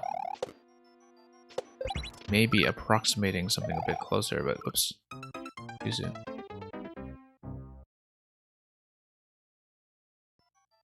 Yeah, I need to encounter the Flying Buzzy with the expectation that I will be surfing on it directly rather than bopping it or getting any kind of bounce.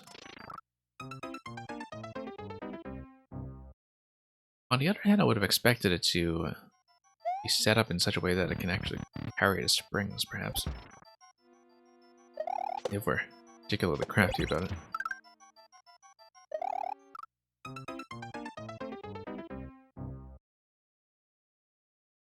I'm going to have to check our timing here and see if we fix that up any. So, where to drop in after that, I wonder?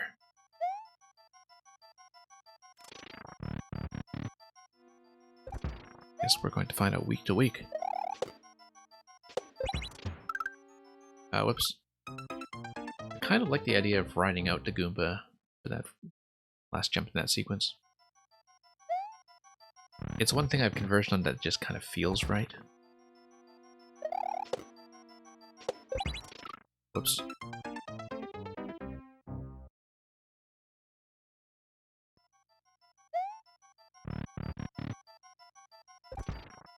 Okay, let's try this again. Oops. Maybe a fast, small jump. Maybe so. But directionally speaking, I can't quite make it out yet.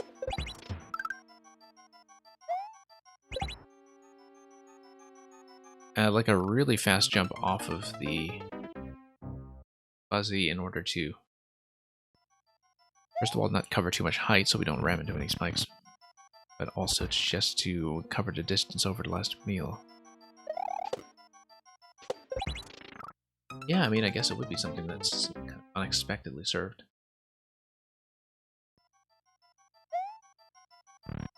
Speed, okay. Nope, timing was a little bit off.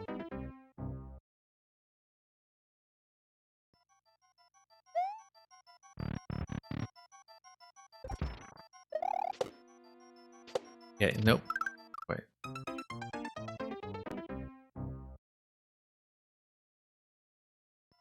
I did assume that the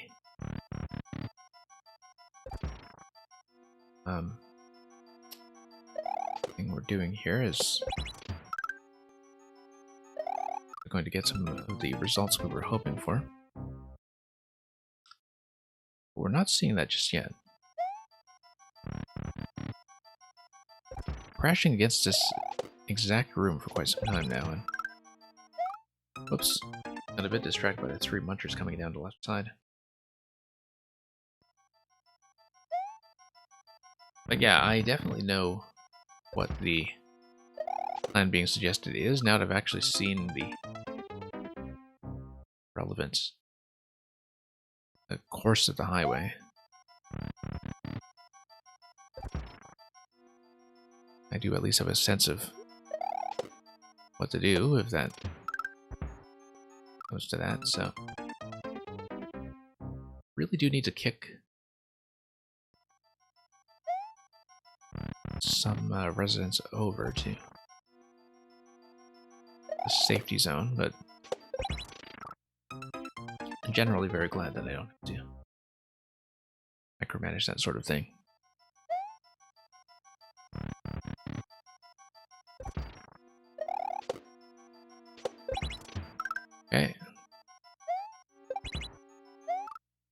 I really don't see the opportunity to around that thwomp, but given that thwomp's retraction is going to be so slow.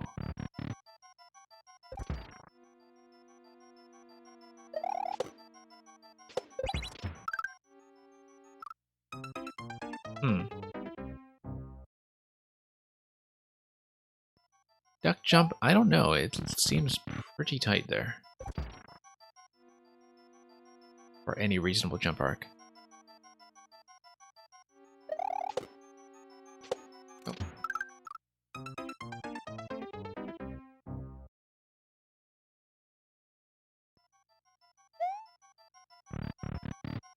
Well, we'll see if we can just make that one stunt.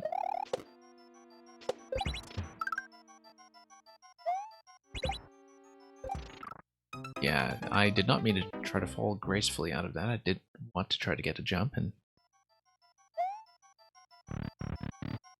best occasion to be missing an input.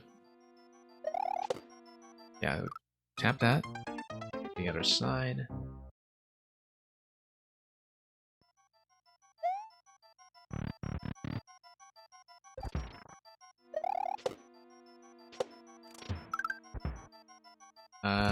Let's redo this.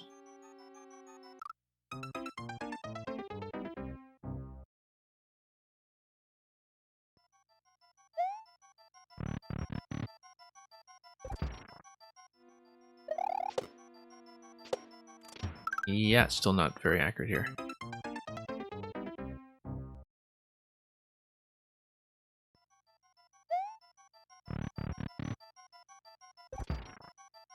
Okay, let's just try to do a paragraph count or something on this.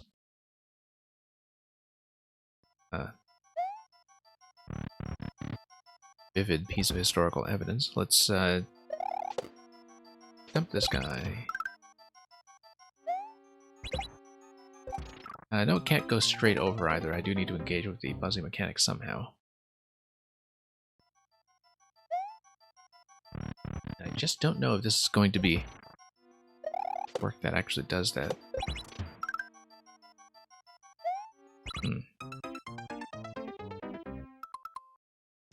Yeah, I think we've had a lot of trouble, making progress on this. I am going to just probably take a look at the previous screen just to see what we're dealing with.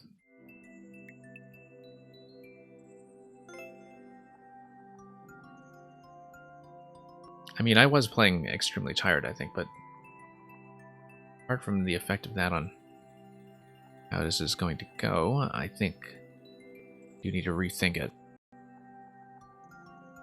Especially because the curved tracks were something we kind of needed to develop an interpretation for from scratch.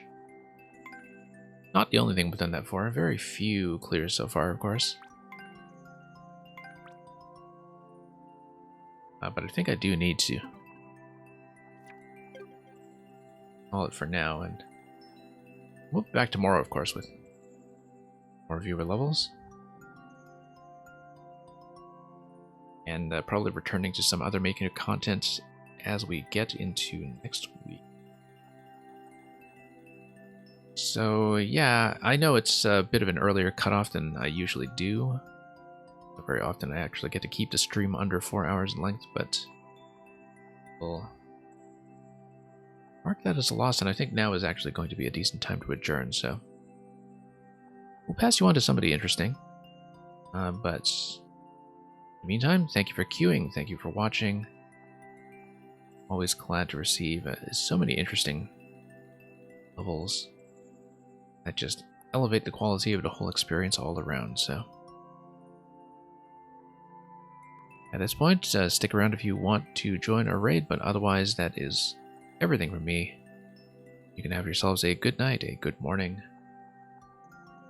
or anything in between, really, so with all that said, fare thee well.